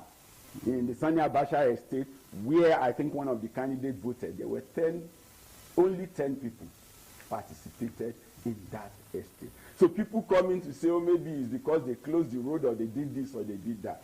I don't think that is it. This is not the first time we are closing roads in Nigeria. And the last presidential election, where you have so much turnout, in my polling unit in the last presidential election, there were more than 800 voters who voted in 2023. In this election, there were just about only 70 people came out. But did you observe that some INEC staff were stranded because there were no transport?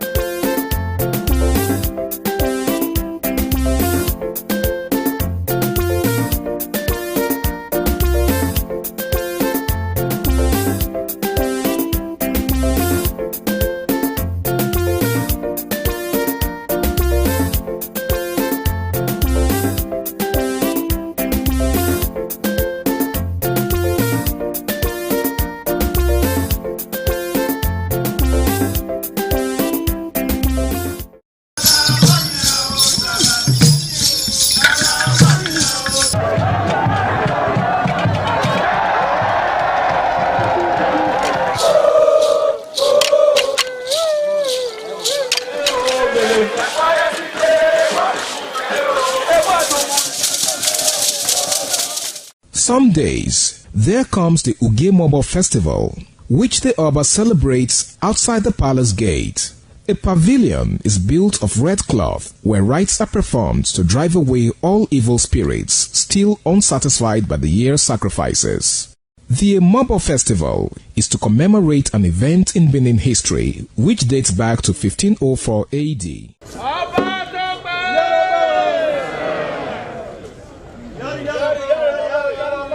Yari yari, Ọba Tope.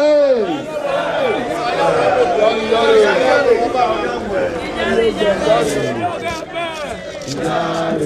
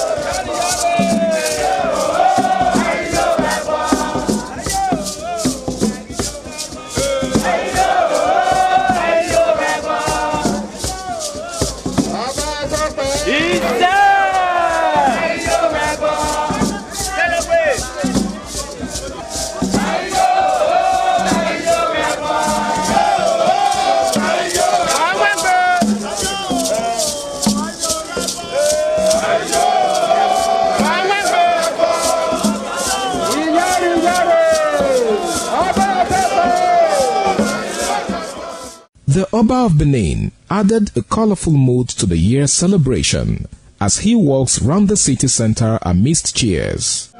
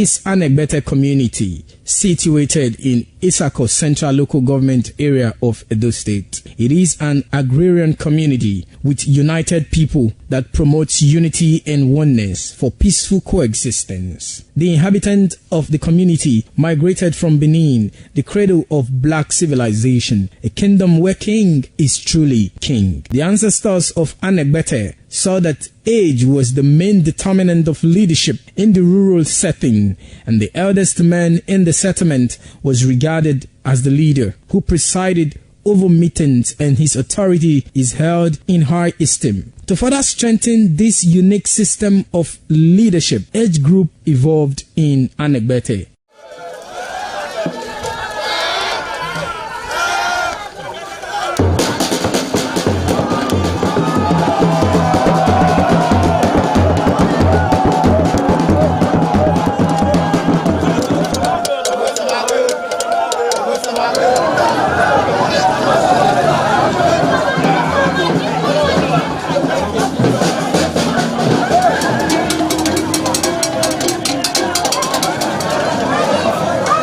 Brought us to the question of where the security operating.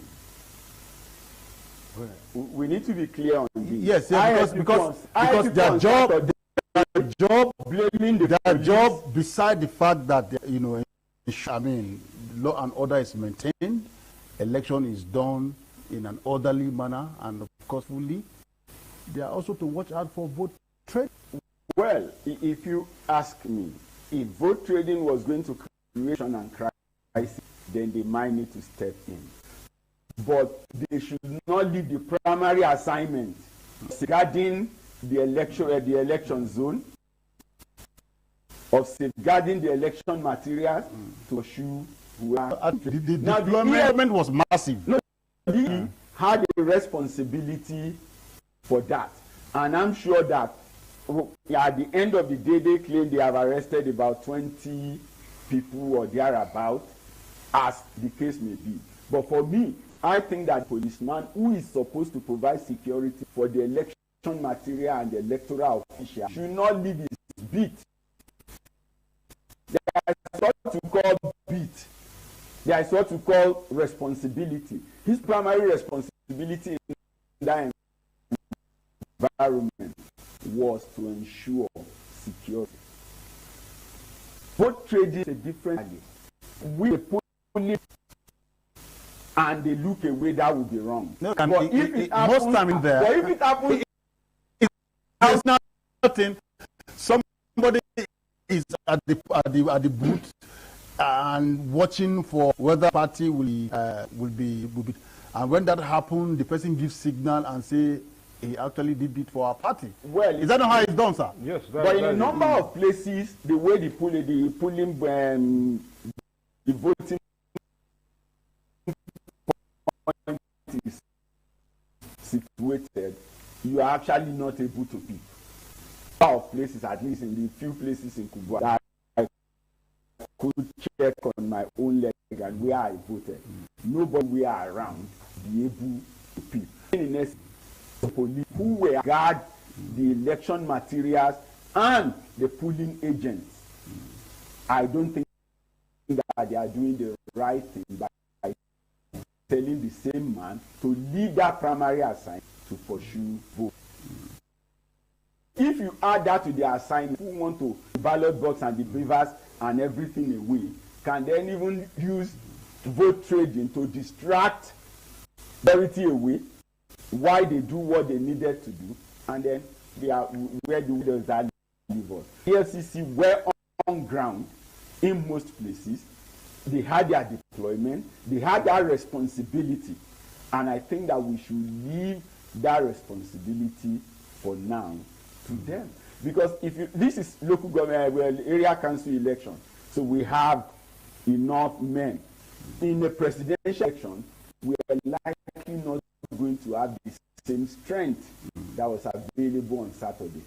And so if you want to push the coverage for prevent buying to the police and the civil defense,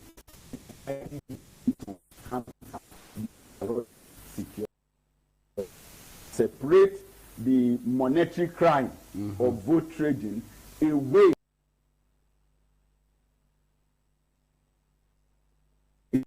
Our time is, and is there anything that is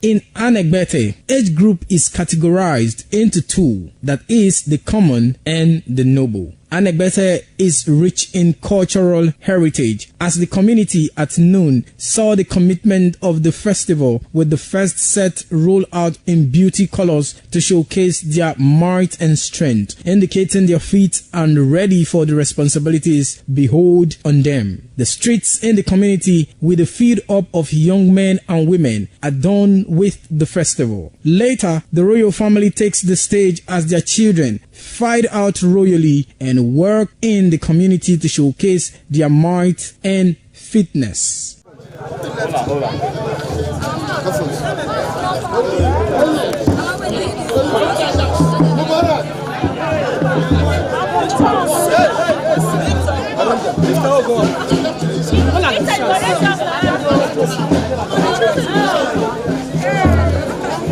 My leader.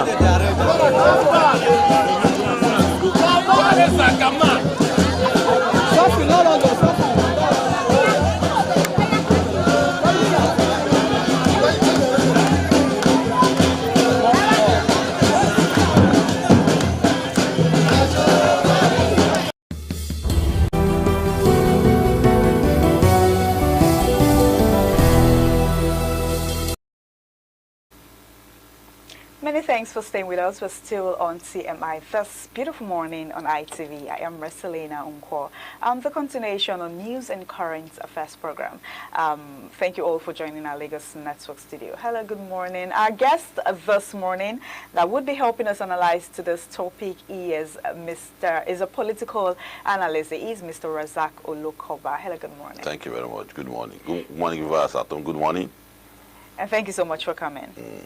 Okay, so our topic this morning, we'll be talking about the FCT, Kano and Rivers poll, a true test of democracy or a preview of 2027 power politics. You know, the recent FCT area council elections and by-election in Kano and Rivers State may be local contests, you know, but their implications are national.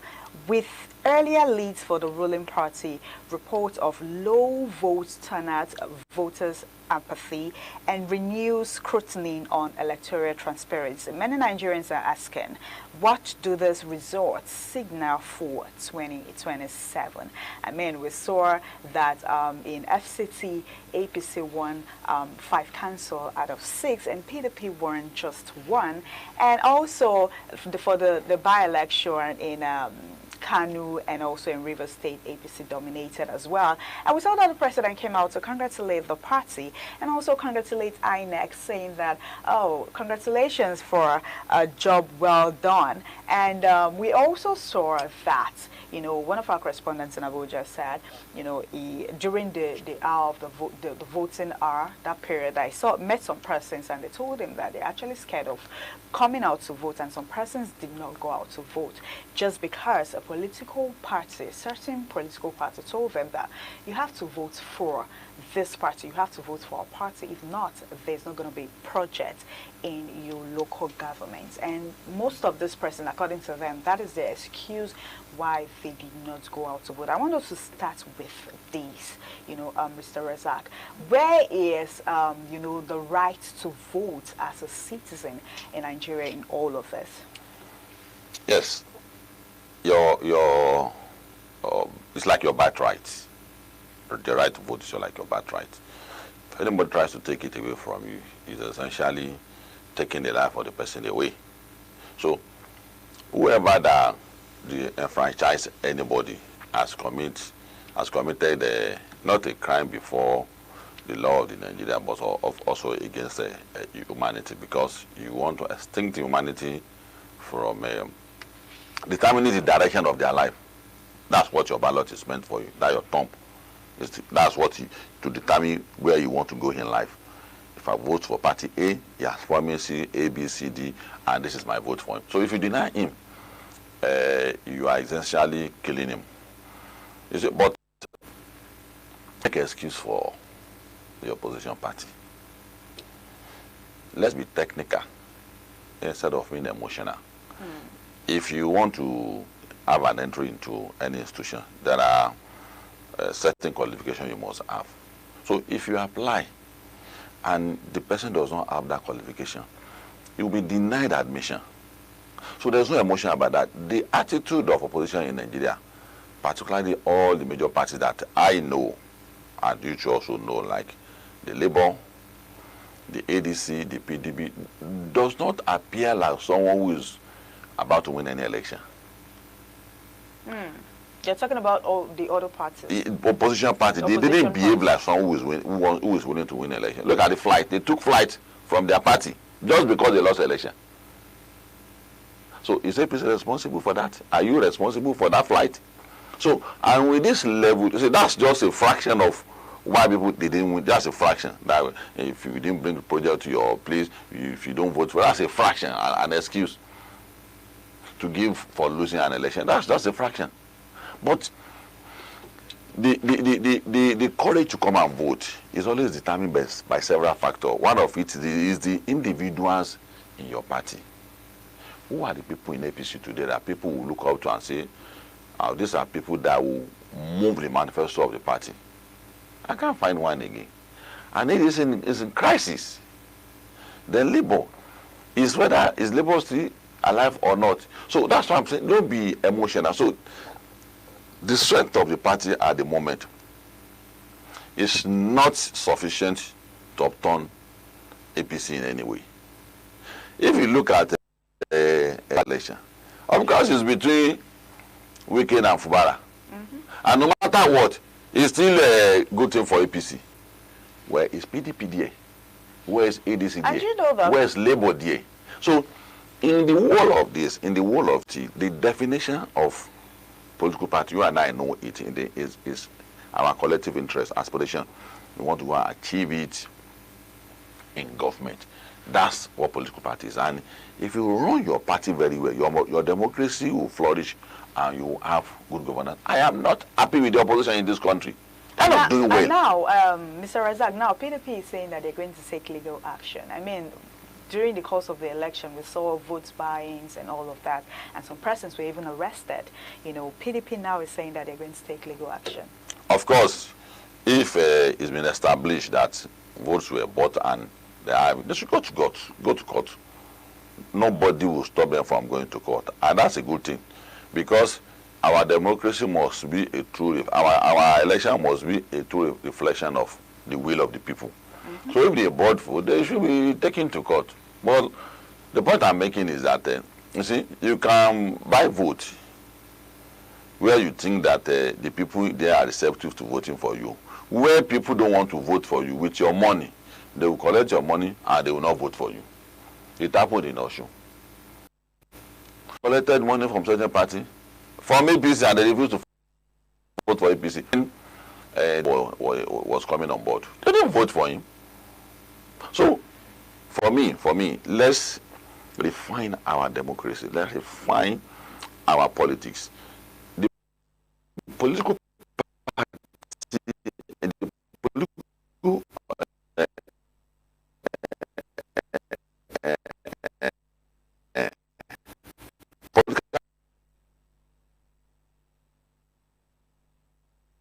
class in this country, they are running on our emotion.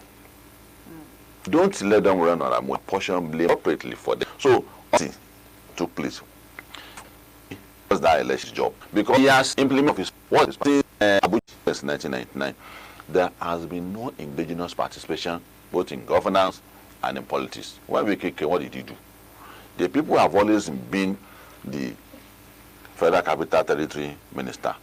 Has always been Hausa Fulani extraction, mostly from the north. And they took for granted that these are minorities. And you know very well that in the north, minority expectations are always trampled on the ground. So we came from south, first gave their king, first last king, and he brought on board 90% of offices that is on appointment were indigenous people. So, and you will go back to office and be elected if your manifesto is implemented and the people are happy about it. So that's the factor that stands out for APC. It's not any other thing. Where APC lost, go and check it, is dominated by mostly non-Indians. Okay, so I look at it's 1999. And when election took place, I become scientific about it. I analyze scientifically that why will PDP even win that time? Those one they won. I know the age of voting. I know the pattern of voting. If you have been doing things since 1999, that's 27 years ago, and you are not an authority on something is wrong with the person. That's why the coming election, I am telling you, I'm telling Nigeria, don't waste your emotion on the opposition. They are not appearing like someone wants to win. They are just appealing to Nigerians' emotion. That's part of the work of opposition, appeals emotion. But you have to go back. People are back to see from it. The coalition is coalition of remnants. So you're talking about now. What you're saying is the opposition party, they are not putting in the work. What about the ADC with the whole coalition stuff? That's what I'm saying. These are remnants. These are remnants from APC, remnants, and remnant I mean disgruntled, not serious remnant. Let's start picking them one by one. Everybody was disgruntled with Tinubu, and it's been criticized in Lagos. It's been criticized in Osun. Why will anybody be inspired to vote for Shaw's party? Erufai is a traumatized politician. In his own base, the governor he put on board, he's on the good time with him, and he's even in custody of the DSS now. Will you, on the strength of that, vote for that party? Then go to Labour again. The major symbol of Labour is not the Labour again. Because someone is not in Labour, we now vote for it. The atmosphere in town now, in our country now is, I'm going to hold you responsible eating. I should be hungry if I don't eat. True. And that's the color, that's the pattern in the world, in Nigerian world too. If I don't hungry, the interpretation is that you are the one responsible. The laws incurred by the opposition, they are the cause. That's not how to run opposition. The moment you get to power, you should be thinking of the day you will not be in power again. So you have to establish a fallback for yourself. Constant engagement with the people. You will lose power one day. All right, Mr. So for me, I don't wish PDP to come back to power, even if APC will lose election. There should be a more serious political party. Do you want me to tell you why? Why? Tell me why. Because they have a tendency of running us aimlessly the way they did in the last time. Opposition, people say, no matter what, I won't leave opposition party. There's a Republican, there's a Democrat. They don't change parties. And we want PDP that time. So establish a party of manifesto ideology. Let people stand for something in your party. What people stand for in Nigeria today in the political party is power. Once you are not in power again, they take flight. No! You must stand for maybe free education. I must stand for maybe an economy where I say people must control the factor of production. The power must be in the hand of, you must run capitalism. So people will vote for you on the strength of that. There's not that in our party, and that's what we want PD for. So when they are no longer in power, what will they look up to? Okay, Mr. Razak, let's talk about voters' apathy. You know, we saw that it was a low turnout in FCT and also in Kano. Yeah. So what does this low turnout in these two states tell us about voters' confidence in INEC? When you are angry with the democratic process, what you do, you come out angrily and vote. You become angry. The ingredient of change is anger. Anger, one of the ingredients of change. Positive anger. So, 1999, follow the pattern. Don't hold anybody responsible for it. You are a young person. I'm similarly young. I'm just above 50. I'm not an old person. I'm a man.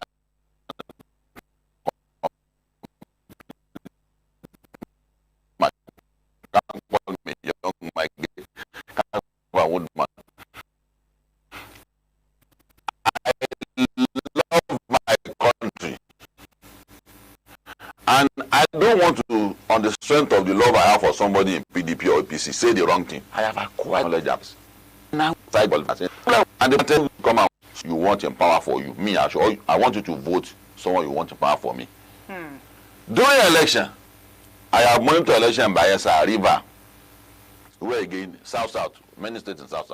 In the South, there was no state in the South that I didn't monitor election. No state in South, in the Southwest here. Dito for South is Anambra and one Eastern state. The fathers have gone in the Northeast, Kwara.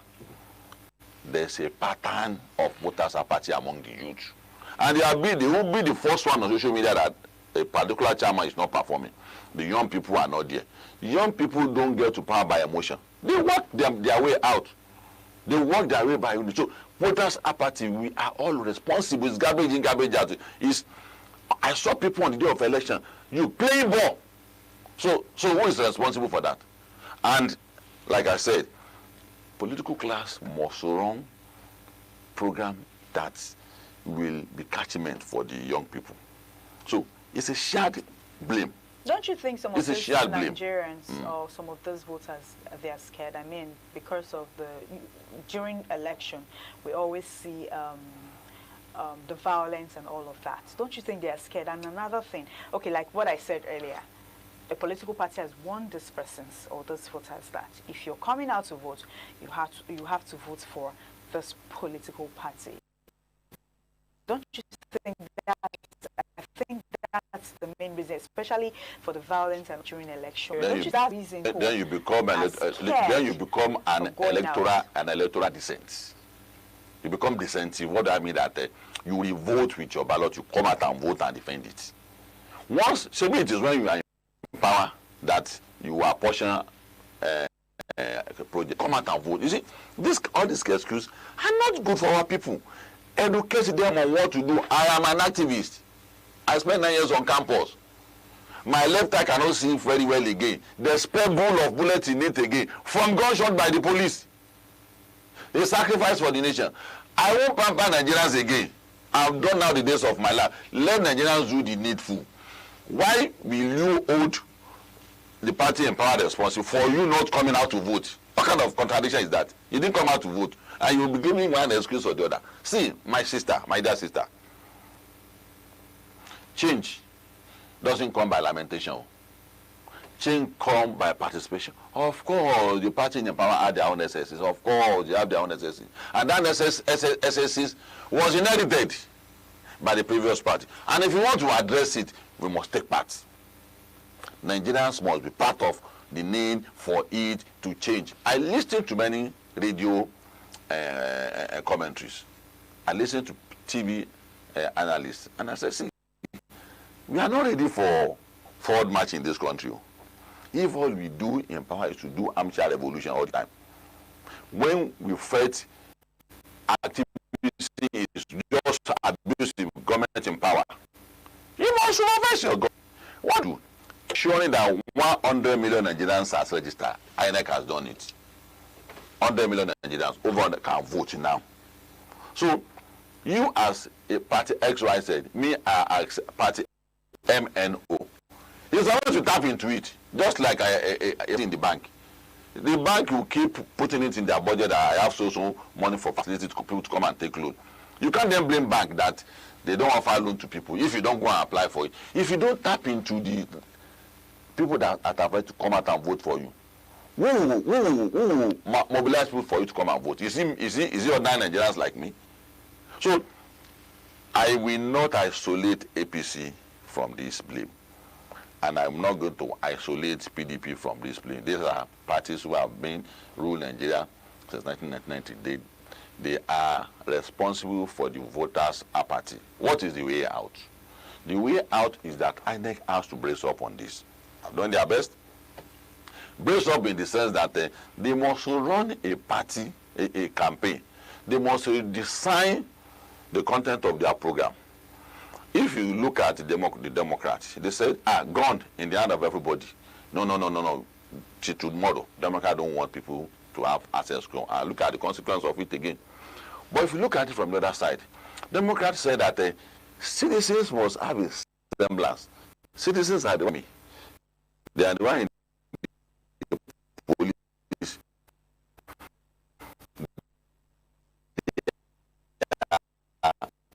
License to carry gun.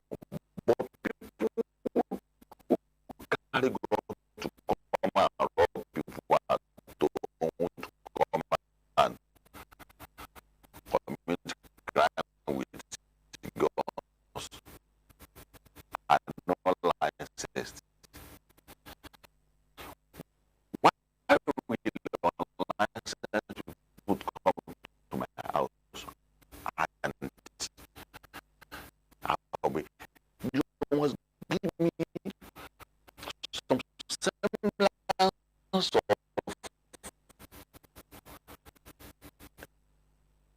law coverage to do a minimal response on the police will come. That makes sense. So, because of that, some people divide on the issue, and because of that, some people will never be member of a Democrat. Some people on the center first to be people of the election that will come out. Since national you out of time to go at me, Senate, can give it to you offered before if I know I'm going to get to this topic this morning because I have it offered. And by 2003, it increased. It decreased. By 2007, it decreased. But in 2011, when Jonathan was seeking a return, is it 14 or 15? There was a surge again. Because of the fact that Jonathan was coming that time, it was a surge. There were threats, all sorts of things. But since Jonathan's time, it came declining. That was when social media came in. So, the deaths that were recorded, even political assassination, in the days of Abba Shejo, Bolagi was killed. Jean William was killed. There was someone, the name, a South person was killed. I can name 10 people like that who were killed during that period. But since that time, we have not recorded 10 public figures like that has been killed, that is tied to the office they hold or tied to political assassination. It's not up to 10 now. So, and for this party, you don't able to see. But what we write, they don't give this that they are sarcastic. The political class, they are not listening to APC captain, listening to PDP captains, Labour captain, or the ADC captain. And it should be the younger people that should be giving direction on policy matter in this country again. They should study the policy because they are directly involved. They should not be listening to people who tell them about their future on second-hand basis. They should be the one looking at their future by conducting research. That is this thing real? But young people don't do that. So what they do is listen to the blackmail, the emotional. So it's decreasing. It's decreasing. So INEC needs to do more in the line of compelling political parties to run a manifesto, and Nigerians will hold them responsible. Light is not will do not do. That's not ideology. All right, those are programs. Okay, Mr. Razak, what you're saying now is the old violence thing is decreasing. It's just the youth that are blowing things on social media. Okay, let's talk about on social media rather. Let's talk about the INEC. Do you believe INEC is truly independent? No. They are not independent. Since 1999, I met Obasanjo on 2 occasions with organizations, Afenifere, then pro-national conference organization, where there are ethnic groups trying to design a different constitution for Nigeria. And we told Obasanjo that it is not only INEC that is not independent. There are institutions anywhere in the world that if there's an overbearing influence of political class on them, they will not perform very well. One of it is security. The IG of police is supposed to go through rank and file. And that's a law to no movement on grant. Yeah, you are blaming him for that. It's a law used by he appointed his IG.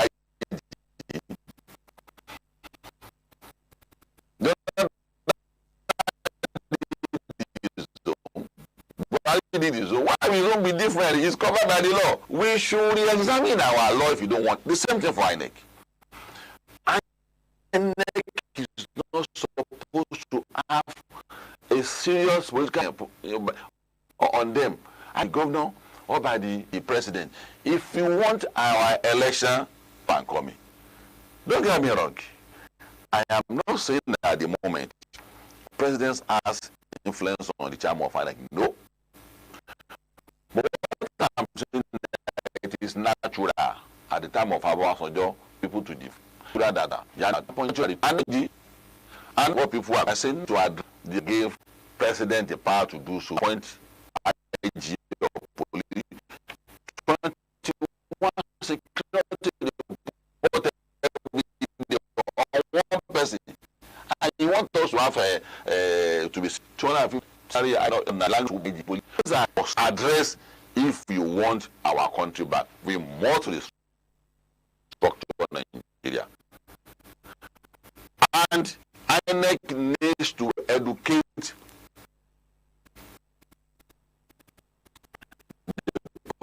the political class the more that they should prepare for loss. If you run an election, you must prepare to either win or lose. If you lose an election, it's not the end of the road for your political party. It's something for your party. Guys, I am a political today. I will be elected and then for the game that is coming in 2031 because already they have lost it. They have lost it. How do they recover? How do they recover from what is done? How do they recover? So do you think APC is winning because of performance or because the opposition is fragmented? Several factors are responsible for it. One of it is that if you look at what it is doing, for people out a country, you know that is going in the right direction. Many people have misunderstood him. Do you expect the road to go in 4 years from China? Is able to do that?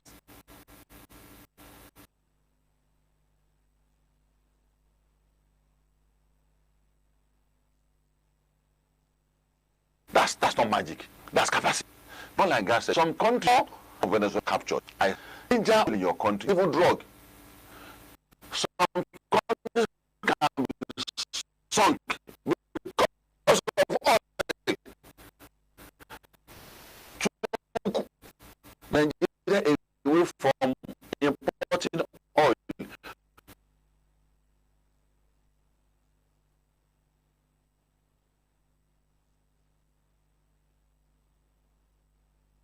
To an oil exporting country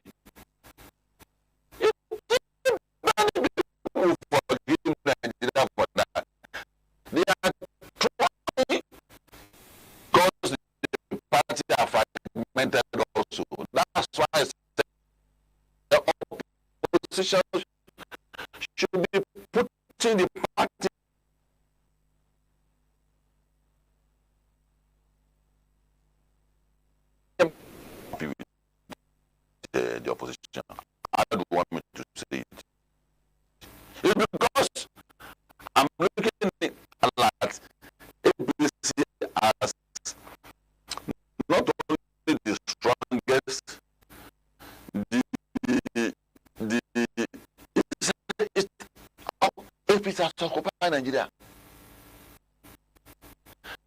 Then, who do you blame for that?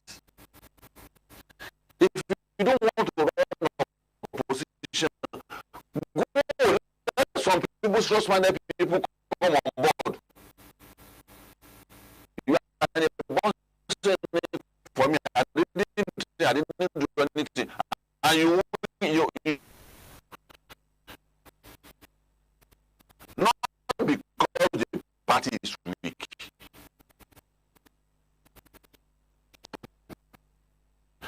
But because the party is all the population are weak now, it's a concern to me now that you can't run a position like this. How is it to know that all your governors are running to APC? And if Nigerians don't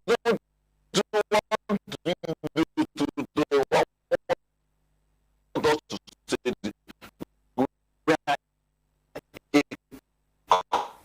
something is A, what else is B? They don't want to listen is A, is that A.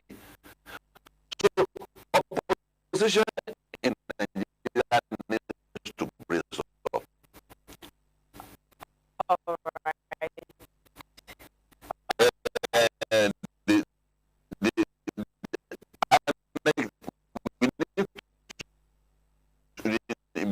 need INEC to also do our.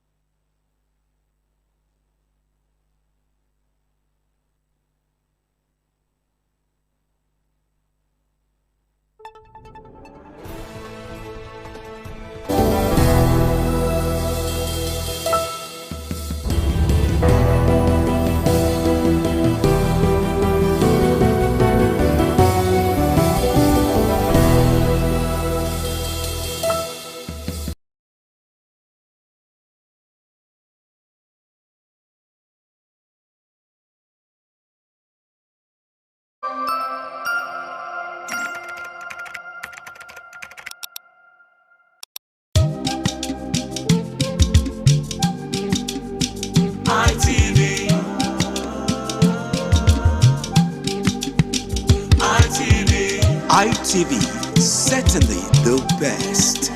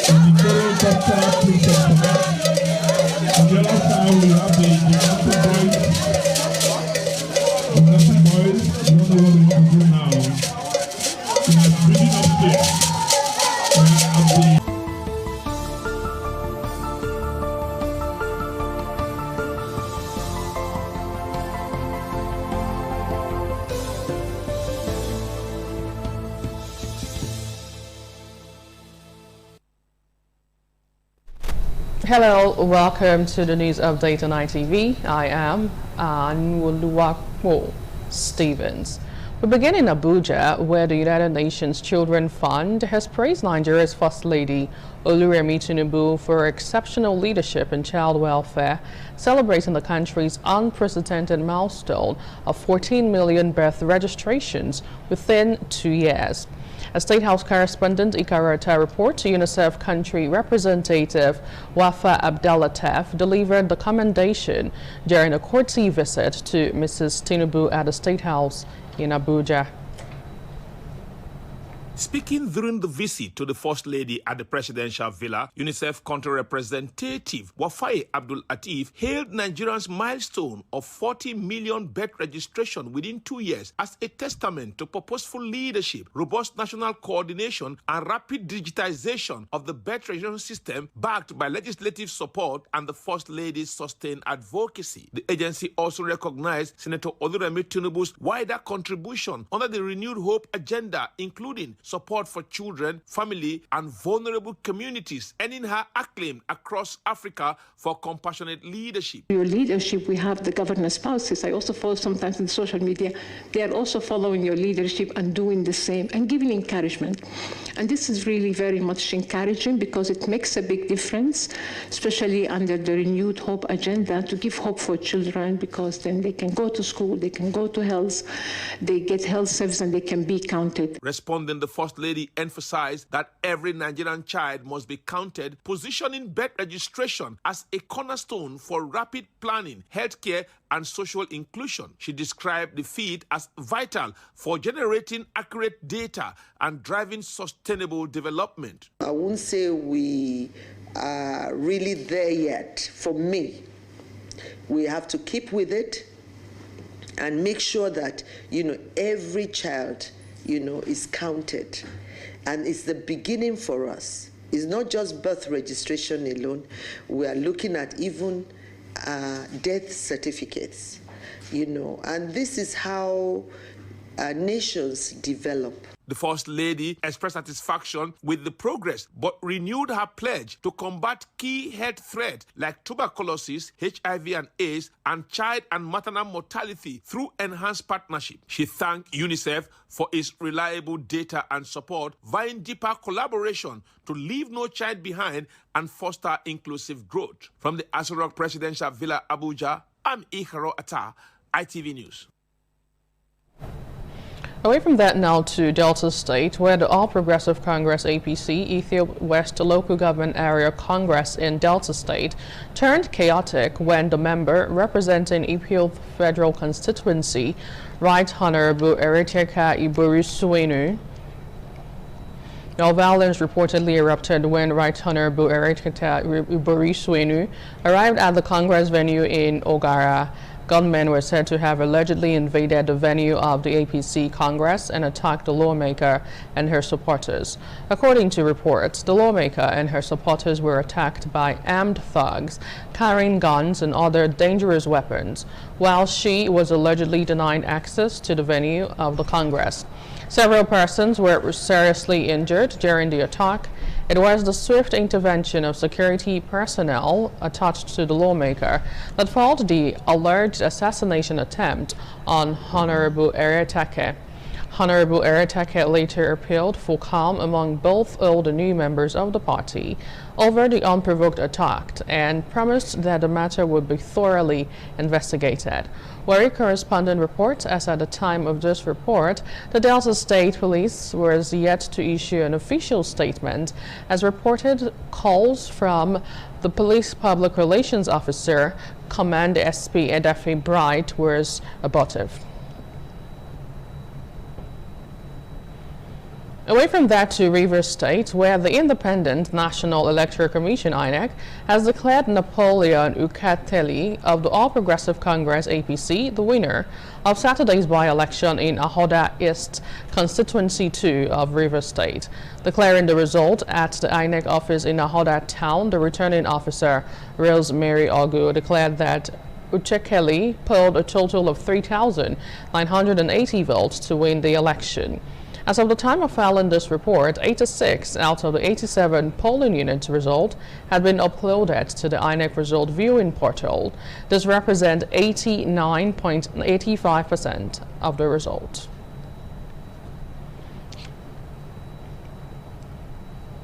Here in Edo State, His Royal Majesty Omo Nobanedo Ukwakolopolo, Oba Ewire II, has expressed solidarity with the management team of National Open University of Nigeria in realizing the institution's vision and mission statement, which it was established by the federal government. His Royal Majesty, who is the Chancellor of the University, said this when he received the newly appointed Vice-Chancellor of the institution, Professor Uduma Alji Uduma-led management team at his palace in Benin City. The first-class traditional ruler prayed Almighty God and ancestors to bestow on the management staff and principal officers of the institution divine wisdom in piloting the affairs of the institution into international reckoning. The Royal Father also acknowledged the long-standing leadership of the outgone Vice-Chancellor of the University, Professor Olufemi Peters, and his achievements during his tenure in the institution. Oba Ewire II assured that he will continuously carry out his responsibility as Chancellor as he look up to the forthcoming convocation of the school, with the Nigeria University with highest student population. Addressing the Sacred Benin Throne earlier, the Vice-Chancellor of the school, Professor Uduma, who was formally introduced to Oba Ewire II by his predecessor, Professor Olufemi Peters, expressed a delight over the visit while he described the Benin monarch as a beacon of inspiration to the university. Away from that now to other stories, where residents and motorists plying Benin Agbo Road in Ikmuba Oka local government area, a major route linking Benin City to neighboring communities and Delta State, have expressed concerns over the ongoing rehabilitation work on the road. Patience Osarigiwa reports that some road users alleged that some sections of the project are not properly constructed. For years, residents and commuters along Benin-Asaba Expressway, which include Agbo Road axis, have endured hardship due to the deplorable condition of the highway, particularly during the rainy season. Relief came when the federal government flagged off the rehabilitation of the critical transport corridor on March 21, 2025 to enhance connectivity within the South-South states. When the news crew visited the area, extensive rehabilitation work was ongoing with heavy-duty equipment deployed to the site. However, observations revealed that some sections of the road appear to lack adequate drainage system to channel flood water during rainfall. Concerned road users who spoke to ITV News alleged that despite being a federal government project, certain aspects of the construction appear substandard. They said if urgent corrective measures are not taken, the asphalt may be washed away whenever it rains due to inadequate drainage and improper asphalt laying by contractors handling the projects. This road not dey standard like that too. It's not too thick. No gutter. But that gutter is supposed to be the first thing where they will do for this road. No gutter. Because if rainfall now, they don't feel part this road. This is not a perfect job what we need from the government. If they want to leave it like this, it will not last. We need a good job because I know we have a good president. The asphalt is not thick reach. So if you rainfall now, if you wash, come on, so make government tell them, say make them add the asphalt for the thing, make it sharp. You know, they think rich. Make they put more effort so that it will be like the former one. The residents appealed to the federal government to closely monitor the project and ensure that contractors strictly adhere to approved construction standards and specifications. From Benin, Patience Osaugiwa, ITV News. And that ends the news at this time. Many thanks for watching. Up next is TMI Socials.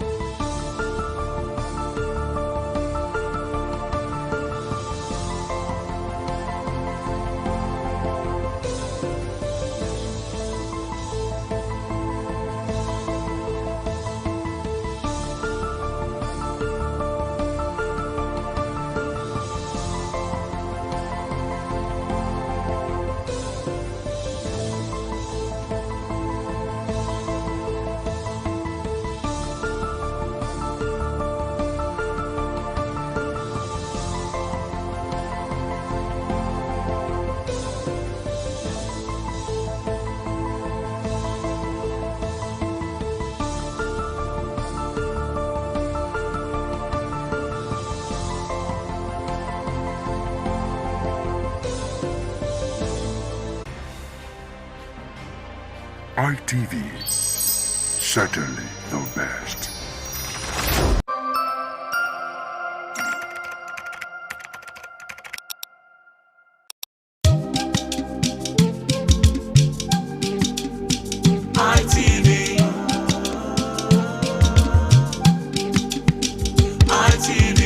ITV, certainly the best.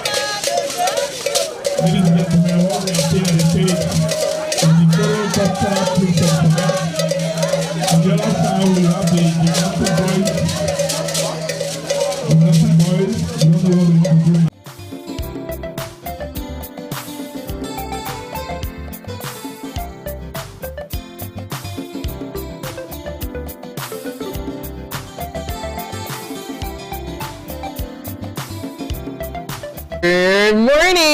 Wondering what's trending? TMI Socials is. Welcome on board. I am Anwoluwapo Stevens. So better still, call me your social media butterfly. Now we begin in Abuja, the center of where everything is going on right now in politics, as we saw the Minister of the FCT, Nyesom Wike, welcome the outcome of the just concluded area council elections in Abuja, where the All Progressive Congress recorded significant victories. Now, Mr. Wike, while speaking at the State House yesterday, says that the party's performance reflects growing public confidence in the policies and programs of President Bola Tinubu. He also described the party's showing in the Rivers State by-election as a victory for what he calls the Rainbow Coalition, aligned with President's renewed hope agenda. Let's take a listen. Sharing 1,000, ma. Madam, who are those sharing 1,000? Who are? Are they agents? We don't have to say this. Abba.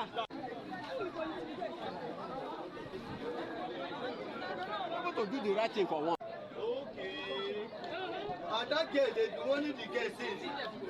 They've been wanting that girl since to shift away from that place. But they are security agents here now. Why didn't they arrest them? There is civil defense here. There's police here.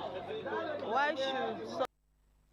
Well, that was a feel of what went down at some wards right there in Abuja, with a lot of persons speculating vote buy-in and a whole lot of words. But how did you take this online? Let's move over to tweets and reactions. We'll start off with this one on X. Yesterday, that was on Saturday, in the Abuja's election, people were buying votes, selling votes, changing results, and engaging in fraud. All this was done while the Muslim Ramadan and the Christian fast is currently ongoing. The same people who will convince, if someone eats during the day, are very okay with stealing votes and electoral fraud. A country of religiously delusional. Anyway, away from that, let's move over to another one who votes intimidation, vote buying, and beating agents. If this is what elections in the capital looks like, how can Nigerians trust the system? Another user still reacting to this one. This one wrote, losers will always complain and lament, even in football competition. Absolutely. Now, finally, on the story, this user on Instagram, Lucy, says, welcome to Nigeria, where the president praises the minister over electoral win instead of appreciating the citizens for voting right. What a joke. Well, away from that, let's move over to Bayelsa, where yesterday we saw online that tensions erupted on Saturday in Ibuga community right there in Bayelsa State after youths clashed with officers suspected to be from the National Drug Law Enforcement Agency. Now, residents stated that the confrontation followed allegations by some youth that the officials had been carrying out a series of illegal raids in the area. Let's take a look at how it went.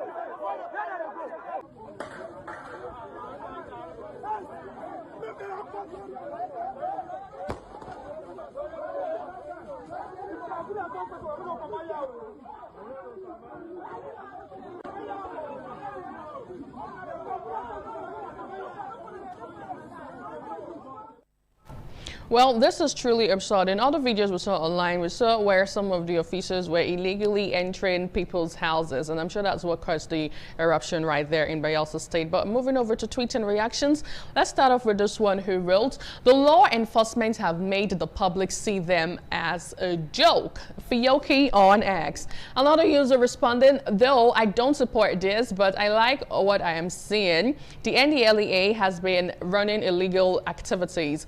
If the whole of Nigerians will rise up together like this, those police and soldiers that our politicians are using against us won't be able to do anything." Donny on X. Another user reacting to this one. This user wrote, "This is wrong. The citizens shouldn't choose lawlessness over patriotism." Well, still reacting to the story, finally, this one, Ademola says, "Me, I did not support this. Those officers are doing their work. If one of them open fire, they will say they are corrupted. While will civilians also are doing most evil to ourselves, why would they break their car, smash all the glasses, and turn it down? What are we trying to prove? They must be arrested. Those people ought to be arrested." Okay, away from Bayelsa State, let's move over to Osun State now. This time around, the governor of Osun State, Ademola Adeleke, has stirred online reactions after a video captured him repeatedly declaring love for residents and dancing at a political rally in Osogbo. Now, the clip, which actually surfaced on Friday, showed Adeleke addressing supporters during a gathering held alongside the Osun State Cooperative Movement, where he told the crowd, "I love you." Take a look. Gladly accept your endorsement. I want to tell you, Osun people, I love you so much. I say I love you so much. I love you so much. I love you so much. I love you so much. I love you so much. I love you. I love you. I love you. I love you. I love you. I love you.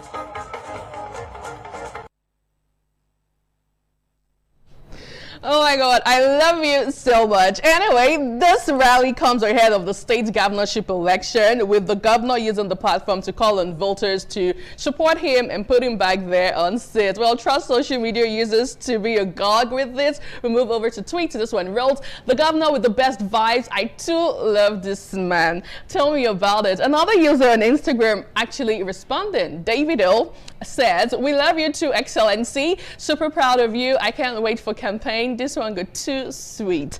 Now another one reacting to this. This one says he is taking lessons from DJ Khaled. Well, tell me about it. Now finally, this user wrote on Instagram, "His musical ambition always interrupting his political career." Away from that, let's move over to Rwanda, where Rwanda police authorities have warned Nigerian content creator Joe Bassi against filming videos on active roadways after he posted a clip showcasing the country's cleanliness while seated on a road. Now, while acknowledging the video's positive intent, the Rwandan police emphasized that such actions breach road safety regulations and pose risks to both the individual and other road users. Let's take a look.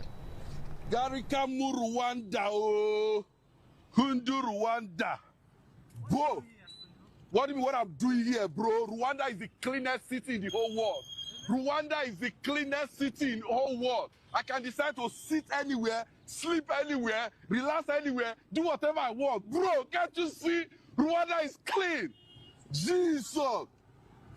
Listen, look. Did you see any deaths? Let me tell you something. Rwanda government should ban people from wearing shoes, walking on the streets in Rwanda. They should ban people from wearing shoes because Rwanda is cleaner than most people's houses in New York. Rwanda is cleaner than most people's houses in New York. Bro, hey, Rwanda is clean.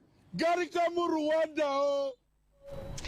Alrighty, so that guy is a Nigerian currently in Rwanda, a content creator. Now, Rwandan authorities saw this and said, you know what, you don't have to do that on the road because that could pose a threat to you and also road users. But how did you take this online, netizens? Let's see tweets and reactions. This one wrote, I was expecting this, was shocked he wasn't arrested. We were driving at about 10 p.m. in Rwanda and law enforcement asked us to turn down the music in our car at a checkpoint so as not to break noise level laws after dark. I was shocked and impressed. A very, very structured and lawful city. Beautiful. Another user on Instagram, this one wrote, Nigerians are always overdoing in any country they find themselves. Tell me about it. Now, this user responding says, I need someone to write a book titled, We Can't All Be Content Creators, because what is going on? Now, finally, this user says, you can pass the message without being a nuisance. How will you go and sit on a major road? Talk to me, Embassy. Anyway, away from that, in a now viral video of a marvelous friendship on display as Senator Florence Itagiwa and former President of Nigeria, Olusegun Obasanjo, share a danceful, beautiful dance at her 80th birthday party right there over the weekend in Lagos. Let's take a look.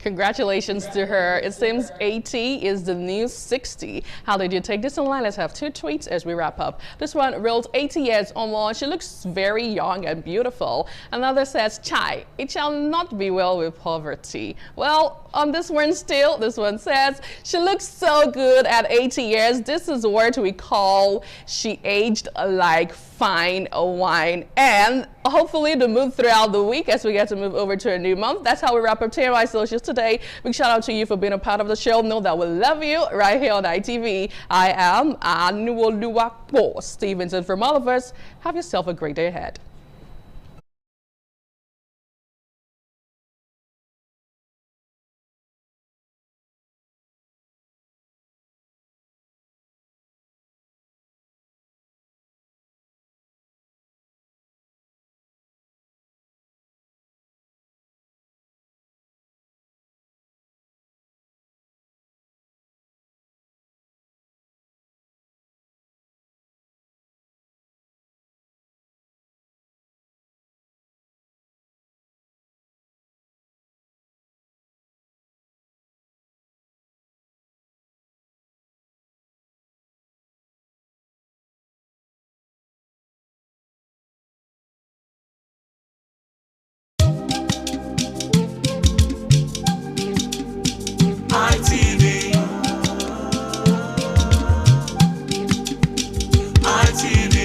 ITV